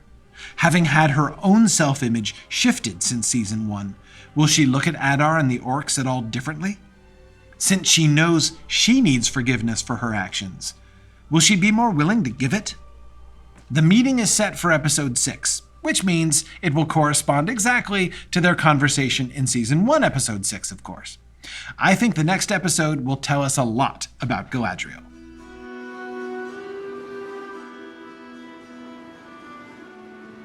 Today, I want to talk about power. Apparently, I'm not the only one.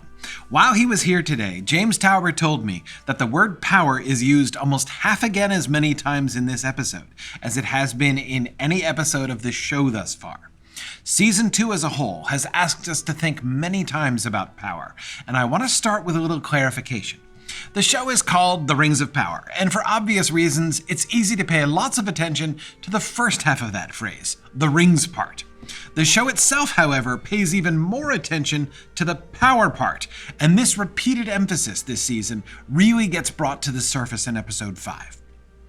Congratulations, Phazon. You have just become the King of Numenor. What are you going to do now? How shall you begin your reign? In his case, we find him contemplating the disappointing limitations set on human power. His irritating son asks him somewhat querulously if the scepter is not high enough. Kemen's question and Ar-Pharazôn's musings prompt us to think more about power. What is the purpose of power? How much power is enough? Since he has defeated all of his opponents, where shall he now look for rivals with whom to compete? Ar-Pharazôn still has far to go. Notice the ways in which Ar-Pharazôn's speeches raise the issues of power both as a means and as an end, and the Numenor story has not yet even been adjacent to any of the rings. King Durin does have a ring, and his new power brings about a personality transplant that is not just magically imposed. Listen to the speech that he gives to the dwarves about the return of the sun into Khazad-dûm. He does not speak of deliverance or being restored to relationship with the mountain or the mountain being healed. He instead only talks about the power of the dwarves. Where other peoples live at the whim of the sun, the dwarves of Khazad-dûm rule over the sun and bring it down into their mountain when they want it. As a pep talk, it kind of works. It's been a hard time for his people recently, but as a description of their situation, it's kind of alarming. It's arrogant, for one thing. Did the dwarves really go from helpless victims of the darkness heading towards starvation to total command of the sun overnight? It's also just delusional. Explain to me exactly how the dwarves are any less subject to the regular rising and setting of the sun than everybody else? Can they bring the sun underground in the middle of the night outside? King Durin has power, but his power is not just of the rings. It is power over the rings. See what I did there? King Durin uses his ring to benefit himself first and foremost, even profiting from the suffering of others. That is a really bad way to employ power. Now, we don't see much of Gil-galad in this episode, but when we do see him, he is apparently quarreling with his military commanders. The issue is one of power. Will his own word, based on the insight he receives from his ring, overrule all of his commanders and all their information? Celebrimbor is worried about the susceptibility of men to be corrupted by the Nine. As I said before, we hear that sentence and think about the rings corrupting them, but that's not Celebrimbor's worry. He is thinking of mere power. Can humans be trusted with any kind of real power, especially power that elevates them above their peers? Why are men so susceptible? Perhaps in part, it's because they naturally have less power than almost anyone else in Middle-earth. Look at where Ar-Pharazôn's mind goes as soon as he achieves real power. What do you think would happen if a human who was really marginalized and understandably resentful got one of the Nine? How do you think Waldreg would have acted with that kind of power? I think, by the way, that's a non-trivial question. Waldreg's draw to Sauron and Adar came in large part from his own sense of powerlessness. What about Theo? What about Elendil? As I said, it's easy to focus on the power of the rings themselves, instead of simply how people respond to power when it's made available to them. But this is what the show repeatedly asks us to do. In episode 1 and 2, we saw this with the Three. There was all that language that sounded like ring corruption, but the rings themselves aren't really doing the corrupting. The problem is the power itself and all the means and ends questions that it creates. Yes, the Seven and the Nine will be corrupt and twisted, but the primary issue associated with them remains the same. Annatar is not wrong to say that King Durin is misusing his ring. He totally is. All of this should, in part at least, prepare us for the forging of the One. I don't know when exactly it will be forged, probably in Season 3. But with the One Ring, the power play comes full circle. Those who desire power and cling to it will fall victim of the One Ring. But what about Sauron himself? How will his own desire for power work itself out?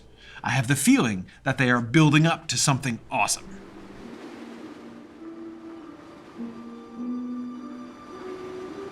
All right, everybody, welcome back to our Q&A session. And today, We have a special guest. I am joined by James Tauber from the Digital Tolkien Project, who's going to discuss some of these questions with me. I wanted to start off today with a question that doesn't come from one of our viewers, but this is from an observation that I missed at the time. It was kind of nagging at me, but I didn't really have time to parse it. And that is Adar's pronunciation when he greets Galadriel at the end of episode 4. Yeah, so that expression, that greeting in Quenya, Ellen Silla Lumennomenti Elvo, he says it slightly differently. He says Ellen Thilla, so a th instead of a s sound. So it sounds like a lisp. It's like a lisp, yeah. Yes. The reason for that, or giving a bit of history to that, in developing the sort of history of the Elvish languages, Tolkien described this sound shift from a th sound to a s sound in Quenya. And when he went back in the late 60s over his work, he was trying to fill in a lot of blanks, correct some things that hadn't been adequately explained in his mind. Because this was where the real fun was for Tolkien. It was, absolutely. Right? Like working out the language changes and all the stories that went along with how those language changes came about. Exactly. He was unhappy with this explanation of how the th sound became the s sound. And so he constructed this whole story around that. Of course he did. And the idea was that there was this shift from th to s, but Feanor basically politicized it. Right. And turned it into Wait, you're saying Feanor made it all about him? He did, and his mother and his half brothers. It turns out, yeah. So this is what's referred to as a shibboleth more generally. That's where there's some linguistic variation that's used to distinguish you from some other group. I can tell who you are based on how you pronounce something. Exactly. Yeah. So here in Massachusetts, saying Peabody versus Peabody or something like that immediately identifies whether you're local or not. Right. And so what Feanor did was he decided that this shift from th to s was actually an insult to his mother. Right. His mother, Miriel, incidentally, her mother name was Therinde. So it had that th sound, and with that sound change that happened later in Quenya, it would have been changed to a s sound. And that's the name that appears in the Silmarillion. Miriel Sorinde, with an S. Yeah. Exactly. And Feanor decided that was an insult to his mother. Right. And so he was going to keep pronouncing it th. And anybody who respected him and his mom would do the same. Exactly. Right. And it ended up being a little more subtle than that because the House of Finarfin kept with the th sound because it was more traditional, and they obviously have the connection with the Vanyar and the Teleri and so on. Except for Galadriel. Galadriel hated Feanor so much that she's like, I don't care what the rest of my family is doing, I'm going to say s, not I'm going to say s just so as to make sure I'm insulting you. Exactly. Right. Gotcha. I don't want to have any association with Feanor at all, so I'm not going to use the Feanorian pronunciation. Right. And now we come to the end of episode 4. To Adar, yeah. Adar says Thilla, not Silla. So he's using the Feanorian pronunciation. He's using the Feanorian or the older pronunciation. Right. And that's where I think we get into the interesting question of why. Right. What does that mean? That. Because this is something like they obviously went way out of their way to add this, because the phrase, it's not just some random Quenya phrase that they've put together. Right. This is a direct quotation from the Fellowship of the Ring. Frodo says this, and Frodo uses the S sound. So they've quoted it and then gone out of their way to change it to the TH. It's so special a phrase that Tolkien even wrote a letter to Christopher where he says he essentially came up with this whole world just because he wanted a situation where the way that elves greeted one another was to say Ellen Silla Lumennomenti Elvo. So it was very important to him. Very important. It was a very important phrase, and you wouldn't mispronounce that by mistake. It's clearly a very deliberate thing that they've done on the show. And another one of these really deep lore cuts that neither you nor I noticed it at first. Yes, it sounded a little odd. It sounded a little odd. Yeah, and I at first I thought it was just like, oh, his pronunciation is weird because he's an orc. I thought maybe he burnt his tongue or something. Yeah. Right? Yeah, exactly. But yeah, so that's why I noticed it was weird, but I didn't notice how pointedly it was weird. Yeah, so the question is, are they trying to suggest that he's Feanorian in his sympathies? Right. Or is it simply a reference to him being so old? Yeah, I think it has to be that. I mean, I can't. So if we're saying that he is being politically pro-Feanor, then that has to mean one of a couple things, right? Either he himself was originally a Feanorian in Valinor, right? Because it was in Valinor that this got politicized by Feanor. Yep. So if he is like sort of subscribing to that, which by the way would be a little bit fun because it would mean that he would be counter-insulting Galadriel on purpose by pronouncing the TH, which is really, you know, kind of a get back at you sort of. I mean, that'd be fun, but I can't believe that. It does not fit in everything that we know about Adar that he was a Feanorian in Valinor. Like how could that possibly be? Surely, based on everything that we learned in season 1 and based on Silmarillion texts that it's drawn from, the corruption of the original elves into orcs would certainly have happened at latest while the elves were in Valinor. Right. So he can't have been over there. It can't have happened since after the return from Valinor. So I just can't believe that. Which means that, like, the favorite pet theory that he's actually going to turn out to be Maglor, no. I get it. Fun idea, but no. I don't think so. Anyway, so that leaves the only other alternative that I can think of about him being Feanorian is that somehow he got connected to the Feanorians, possibly even in Uruk form, during the First Age in Valerian and kind of picked up, but it's weird. I don't see how that happens. I don't know. I suspect it's just the age thing that he is. I think that has one to of be the oldest elves. Exactly. That basically what they've done is they want us to hear that his speech is a little bit different because his speech predates the speech of Valinor, right? It's one of those things, and especially, of course, this happens in episode 4. That would make him the third character that we meet, who has this vastly enormous chronological perspective, right? Tom Bombadil, the Ents. Well, I did wonder whether the name eldest could be referenced to him as well as the other two. Exactly. Yeah, because it's kind of down to him in Círdan, right? As to who are the oldest elves that we know, that we see. Right. So yeah, I think is the sort of safest reading. I know in a lot of ways it's the most boring reading too, and I get that, but I do think that's so. In other words, thinking then about Galadriel lying there on the ground with her bow in her hand, right? The idea here is that she is confronted with someone whom she can immediately tell just from how he speaks. And now she's met him before, so it's not like she's surprised, right? And of course, it's the big reversal. He's standing, she's on the ground now and everything, right? She's in his power and all that. But when they're in that position, he is... remember how he kept insisting back in episode 6 of season 1 that she call him Uruk? Right? He kept repeating that, right? Like that was his identity. That's what he was claiming. And now, instead of being like, yeah, I'm an orc, which is how he kept insisting last time, now he's like, oh yeah, I'm actually... In a sense, like more elvish than you are, right? Like you're the junior here, right? I'm the one with the long perspective. And again, given that this is the episode of long perspectives, that seems to sort of fit. So I think we'll probably see a little bit more. I'm interested to see how he's going to build on that. In, I presume, episode 6 is where we're going to get the conversation, which of course will be exactly like episode 6, corresponding to episode 6 of season 1, right? So we'll see how that goes. All right, awesome. So our second question, this is in fact a question from one of our viewers, from Rithian Star Girl. And she says, I'm curious what you guys think about the use of religious ritual in episode 5 for the faithful Numenorians. Yeah. So, I mean, one of the questions that often comes up is Tolkien does not portray religious practice much at all. Certainly not at all in Lord of the Rings. Yes. And when people say that he never does, I think we need to be careful because it's clear he doesn't in Lord of the Rings, but he does talk about it in the Numenorean context.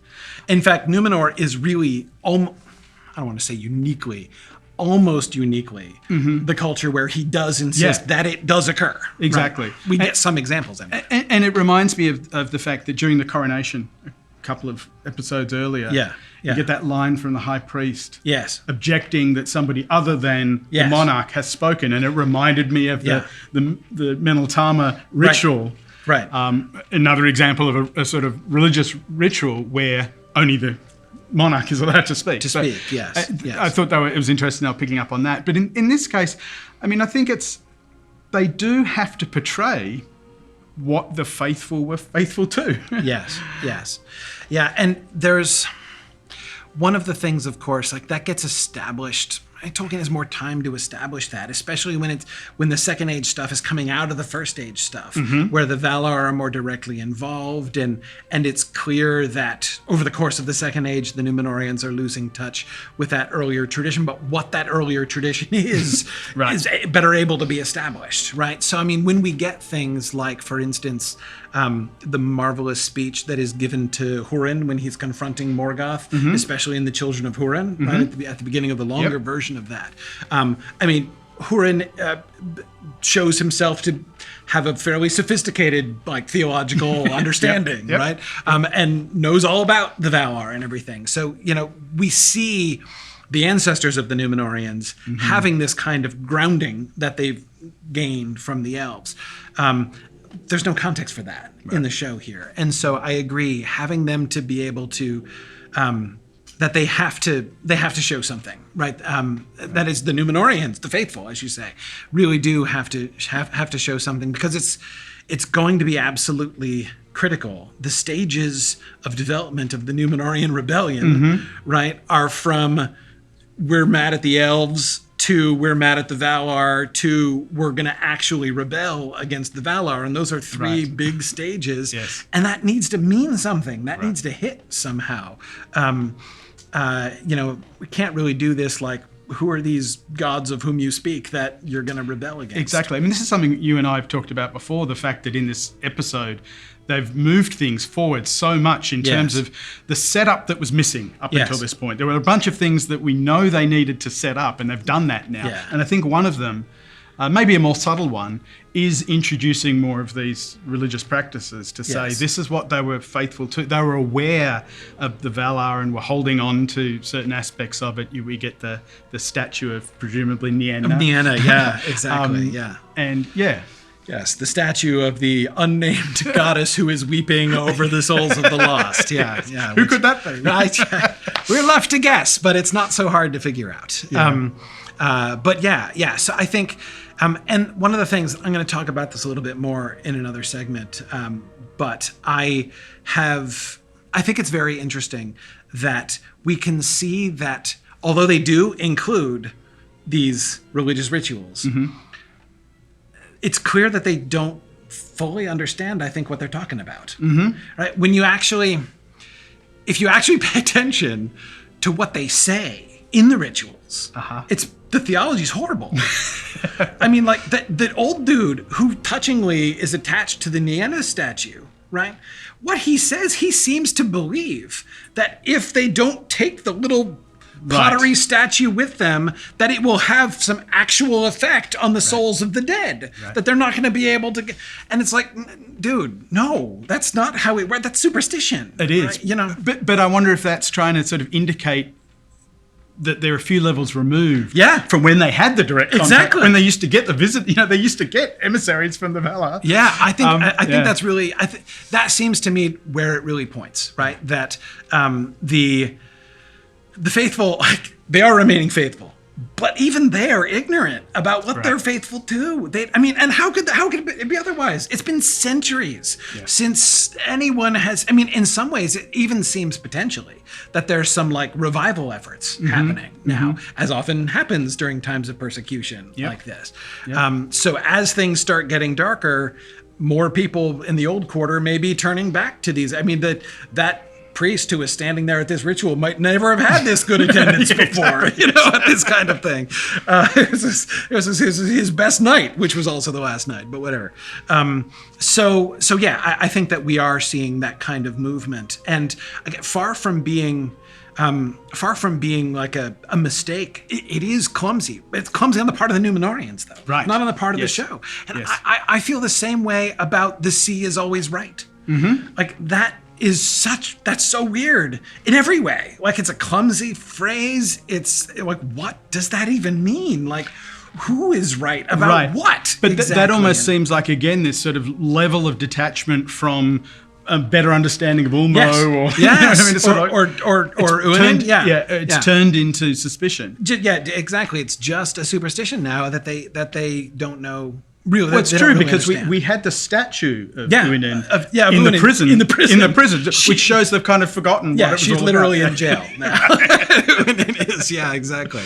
I do think that these things that have made a bunch of people uncomfortable in watching that like they kind of want the faithful to be like really great examples, right? And they kind of are in a way, but they're also really kind of bumbling around. Right, they're struggling because of that distance from the contact. Yeah. And I think that's really interesting and that's really appealing. So I'll be interested to see how this sort of continues. I wonder if over the course, if one of the kind of small trajectories we get is that the faithful, especially as they return to Middle-earth and come back into contact, come out of the Numenorean isolation again, if we're going to see some of these things kind of maturing again and changing over time, so that the perspective of the faithful when they're based in Middle-earth is going to be still looking back at Numenor, but won't just be that Numenorean perspective anymore. Yep.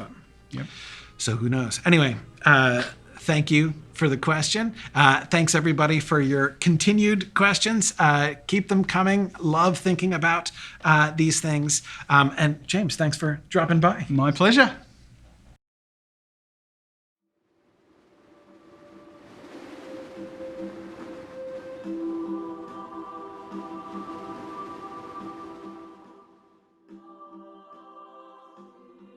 So I suspect that many Tolkien fans might have been a little bit disappointed by the depiction of the West Gate of Moria in episode 5.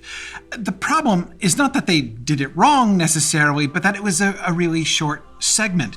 We did get Celebrimbor and Narvi together, right? There was a little hobbitry, a little teasing from Celebrimbor to Narvi. It was all fun, but I think that many people were kind of imagining or hoping for more out of the relationship between Narvi and Celebrimbor than we got.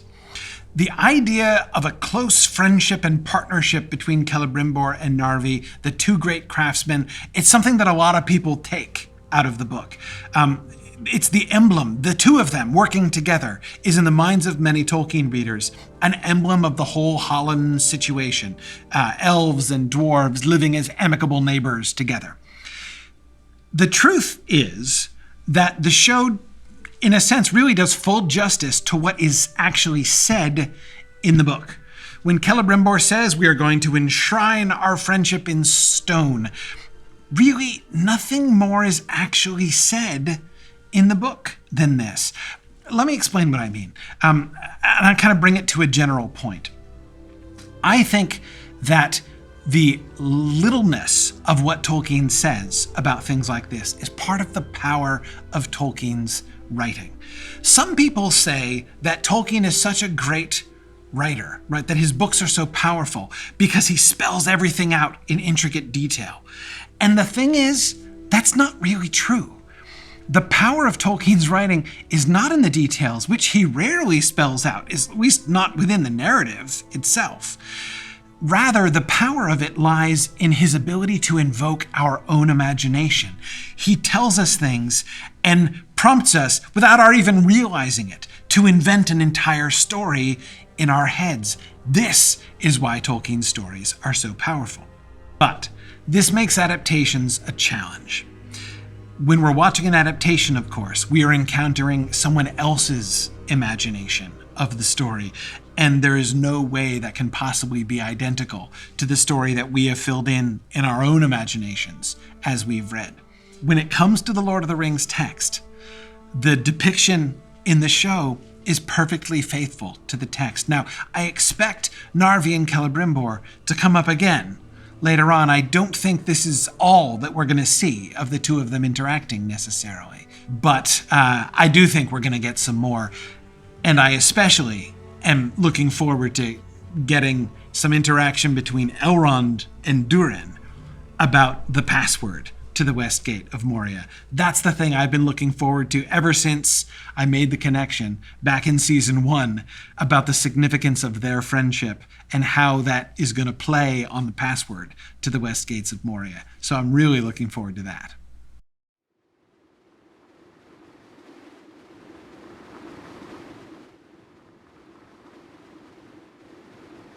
In the Q&A that I just had with James Tauber, we talked about the religious practice of the Numenoreans.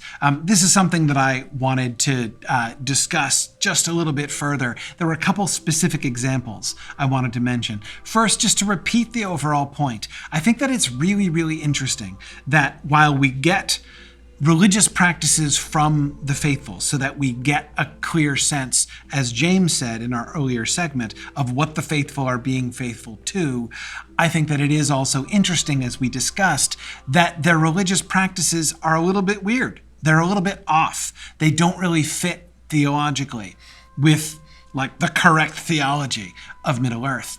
And I think that that is meant to be. I think that's how it's supposed to be. So for instance, one example is that when they release the lights, right, the little candle lights that the faithful release at the beginning of that whole scene. And it's a beautiful scene. It's a very moving scene with Elendil releasing the light for Isildur. And they talk about releasing the spirits of the dead onto the water. And symbolically, that works really well. Cathartically, for the grievers, that works really well. Theologically, that doesn't make a lick of sense. Who's releasing this? Where were the spirits being released from? Why are they going onto the water? Like, is that just symbolic language? Do they think that's actually happening? It's a little bit strange. It's a little bit hard to understand, right? But this leads up to my favorite moment in as far as the theology of that scene, the religion of that scene was concerned. And I will admit it is a line that made me groan when I watched it the first time. And that's when the priest stands there and quotes the famous line, about them going to a far green country under a swift sunrise. And I kind of facepalmed when he said it, when I was first watching. But let me explain why. The problem is not just, I was not just having a knee-jerk reaction to a quotation from the Peter Jackson film. Here's why it made me groan. I strongly dislike how that line is deployed in the Peter Jackson film. And the reason I dislike it is because it's wrong. It's confused. The far green country under a swift sunrise is Elvenhome. It's Tolleresia. It's the island that our Phazon is talking about at the beginning of episode 5 that you can just barely see from Numenor. That's the far green country under a swift sunrise. It's out in the west. The Undying Lands that's what the far green country is. So in the Peter Jackson films, of course, that line is quoted. And it's described that this is where mortals go when they die. They go to the far green country under the swift sunrise. That is not so. And it always kind of bothered me, and it bothers me in particular in the Peter Jackson film, because it's Gandalf who says it to Pippin when Pippin thinks they're going to die in Minas Tirith. He says it to comfort Pippin. And again, it sort of bothers me because, again, it's not true. And I have a hard time wrapping my mind around Gandalf's theology being wrong. Right. So when they said this again, I was like, no, not again, not the far green country, misunderstanding. And then immediately I was like, wait a second. Maybe it's not the show that's confused. Maybe it's the high priest that's confused, just like they all seem to be confused, right? So when that line is misapplied in this now quasi-traditional way, right? Of misappropriating that line and applying it to death instead of to the Undying Lands in the West. It actually fits perfectly well within the context of the rest of these weird and slightly off theological statements that are involved in all of the other ritual practices that seem to be going on in this Shrine of the Faithful. So instead, I think, of merely invoking that scene in the Peter Jackson film, I kind of wonder if perhaps this is sort of tweaking the nose of the Peter Jackson film a little bit. taking the misquotation and putting the misquotation deliberately as a misquotation in the mouth of a priest who does not really understand the theology accurately.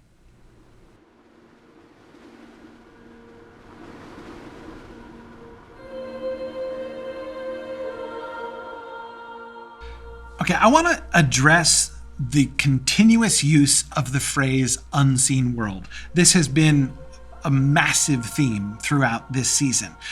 It's used very consistently in the show. We heard it first, really, in this language attributed to Sauron by Adar, and then kind of quoted by Celebrimbor back in season 1. The speech that we hear fresh young Sauron giving at the beginning of episode 1 of season 2. This idea of power not of the flesh, but over flesh, power of the unseen world. So I want to talk a little bit about where does that language come from? This seems to be how ring magic works in the show. Where are they getting this? Why do they talk about magic this way? Because again, notice it's pretty consistent. With the 3 rings, Galadriel and Gil-galad talk about receiving visions of the unseen world. With the 7, King Durin talks about he sees the unseen. He doesn't use the phrase unseen world, right? But when he talks about being able to see the whole mountain, we can hear that same language kind of lurking in there. So the elves are seeing what shall be or may be. The dwarf is seeing what is and what he can make out of it, right? With the 9, we seem to be having people for the first time crossing over into the unseen world, gaining full sight of the things that are there, having this sort of unfiltered contact with unseen reality. So where does this all come from? Where's the show getting this in the book? So first, let's talk about magic in general in Tolkien, briefly, right? Magic is more or less defined. Tolkien doesn't like to define it. But basically, magic it's about asserting your will over the primary world as over a secondary world. So a secondary world is an imaginary world, right? When you make a piece of art, when you tell a story, you're creating a secondary world. And you have power to make anything you want happen in that secondary world, right? If you have also the power to make the things that you want, to be able to perform your art, as it were, on the primary world, that's magic, right? That's the difference between magic and art, or the boundary between magic and art in Tolkien's world. So now this stuff is kind of relevant to what we see happening in the Rings of Power. It's certainly about how power is used. If you think about one of the classic examples, of course, is Galadriel's song in the Fellowship of the Ring, where she says, "I sang of leaves of gold, and leaves of gold there grew," right? She imagined this thing, she sang it, and it happened in the real world around her, and Lothlorien was made, right? So again, that's how magic is talked about. And of course, we see, in fact, the thought of leaves of gold, and leaves of gold there grew back upon the tree in Linden as well, right? So we can see some similarities to how this works. But the concept of the unseen world, the seen and the unseen world, this is also straight from the Lord of the Rings. The language is drawn from Gandalf's explanation to Frodo in Rivendell. So Frodo gets to Rivendell, right? He's been stabbed by the Morgul blade on Weathertop, and this affects him, right? He's getting wraithified as he's going to Rivendell. And when Gandalf tries to explain this, when Frodo wakes up, he speaks of there's the world that Frodo knows and sees, and then there's the Wraith world, and that through his wound, through his injury, Frodo was halfway drawn into the Wraith world itself. And by the way, this seems to be also connected to why the One Ring, Frodo and Bilbo's ring, makes them invisible when they put it on, which is again what they were playing on explicitly in episode 5 there with Merdania's invisibility. Now, remember, there's more than just wraiths, however, who live in this other parallel world, right? Gandalf says that some of the elven wise live in both worlds, and against the seen and the unseen, they have great power, says Gandalf. That's the quotation where the seen and the unseen, where that vocabulary comes from, right?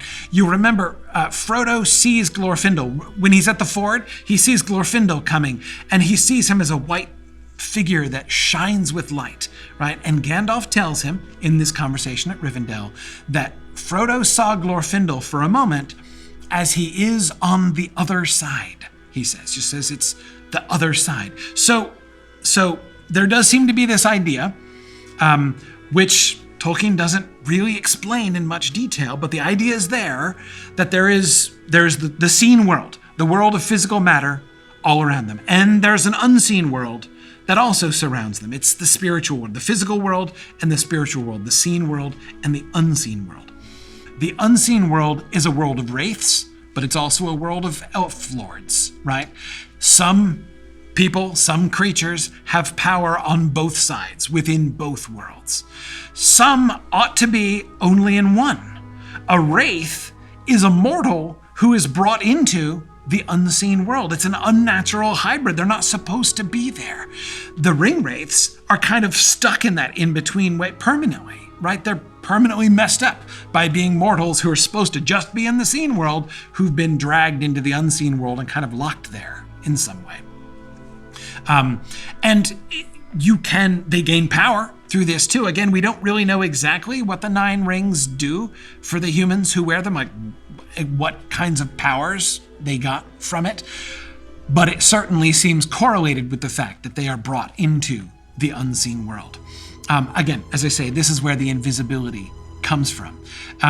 To some extent, Sauron's talk of his experiments and stuff, remember the stuff that we learned in season 1, and he was talking about, young Sauron was talking about in the beginning of episode 1 of season 2. To some extent, I think that just translates to, my plan is to use the power of the spirit world to dominate the physical world. I think when his language about the seen and unseen world may kind of boil down to that he's saying, my plan is not just to accumulate physical might, but to build spiritual power that will enable me to control the whole physical world, right? And if you think about it, that's something quite like how Tolkien describes magic, right back to asserting your will over the physical world. The show is leaning heavily into a piece of vocabulary that's used only once, that seen and unseen comment that Gandalf makes. But I do think that what they're talking about amounts to an interesting contemplation of magic in Middle-earth, according to Tolkien.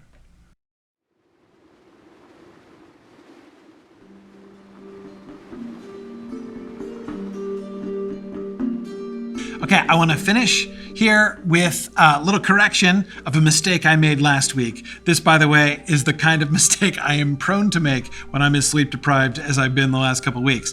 I misallocated a quotation. So it was when I was talking about the 2 Fellowship of the Ring quotations from Galadriel and from Adar at the end of episode 4. In specifically, I said that Galadriel's line, "Go back to the shadow," was a quotation from Frodo at the Ford of Bruinen. That is not quite correct. What Frodo says at the Ford of Bruinen is, "Go back to the land of Mordor and trouble me no more." Go back to the shadow is part of what Gandalf says to the Balrog on the bridge of Khazad-dûm. It's the end of his speech, "Go back to the shadow, you cannot pass." Now, here to me is the interesting thing. Why did I make that mistake? Why did I associate those 2 passages together? What's the reason for that slip? And I think there are a couple reasons here that are kind of interesting. At least I find them interesting. And one is that the line that Frodo says at the Ford of Bruinen is quite appropriate. First of all, it's again suggested by her being on horseback and confronting them. Again, like Frodo is on horseback in that situation. But also, "Go back to the land of Mordor and trouble me no more" would have been exactly apropos for Galadriel in that moment. However, the other thing that it shows is that it draws attention to the fact that there are multiple places in Tolkien's work where somebody has that kind of a moment of defiance, where a dark force, often an overwhelmingly powerful dark force, is being confronted either at a climactic moment or most often, at a kind of a boundary or a liminal space, right? Frodo standing up to the Witch King and all of the ring wraiths at the ford of Bruinen. Gandalf standing up to the Balrog on the bridge of Khazad-dûm. Gandalf standing up to the Witch King in the gates of Minas Tirith in The Return of the King. Éowyn standing up to the Witch King.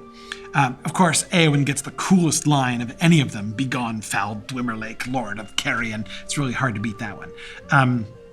But that kind of defiance of telling them to go away.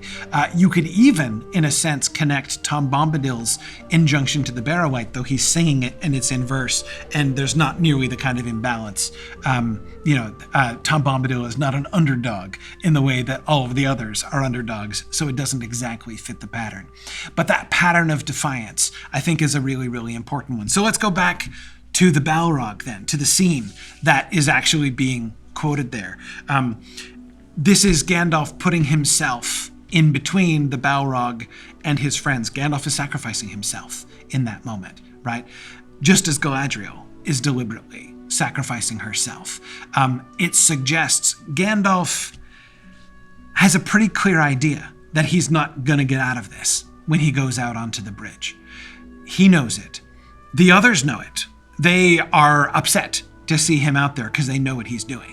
They know that he's going to sacrifice himself. Don't forget that in the book, Aragorn has made a prophecy that if Gandalf passes the doors of Moria, beware, right? That his life is going to be in that if he goes in there, he's probably not coming out again.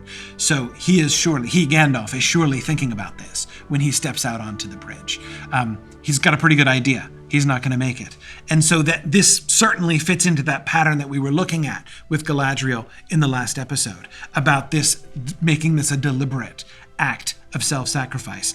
At the same time, the orcs, they're not a Balrog, right? There is not that kind of underdog impact there. Once again, if that part of it, as far as whom she's actually confronting, is to me much more like Frodo confronting the ring wraiths. Go back to the land of Mordor and trouble me no more. Anyway, but I wanted to make that correction and talk about that a little bit more.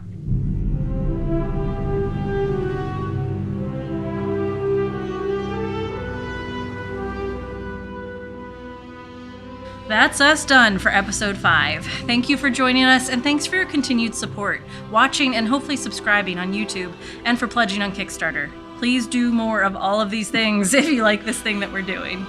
And we got some pretty exciting news this week while filming this episode. Next week, we will be joined remotely by Elendil himself, Lloyd Owen, and we'll also have Alan Sisto from the Prancing Pony podcast here. It should be a pretty incredible week as we ramp up to the last 3 episodes and our own retrospective show. We have a lot more surprises in store, and we're sure the show does for us as well. Thanks so much for joining us. We'll see you next week.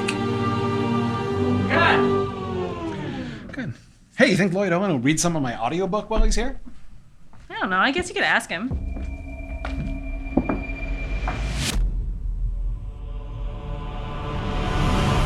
It's my show now.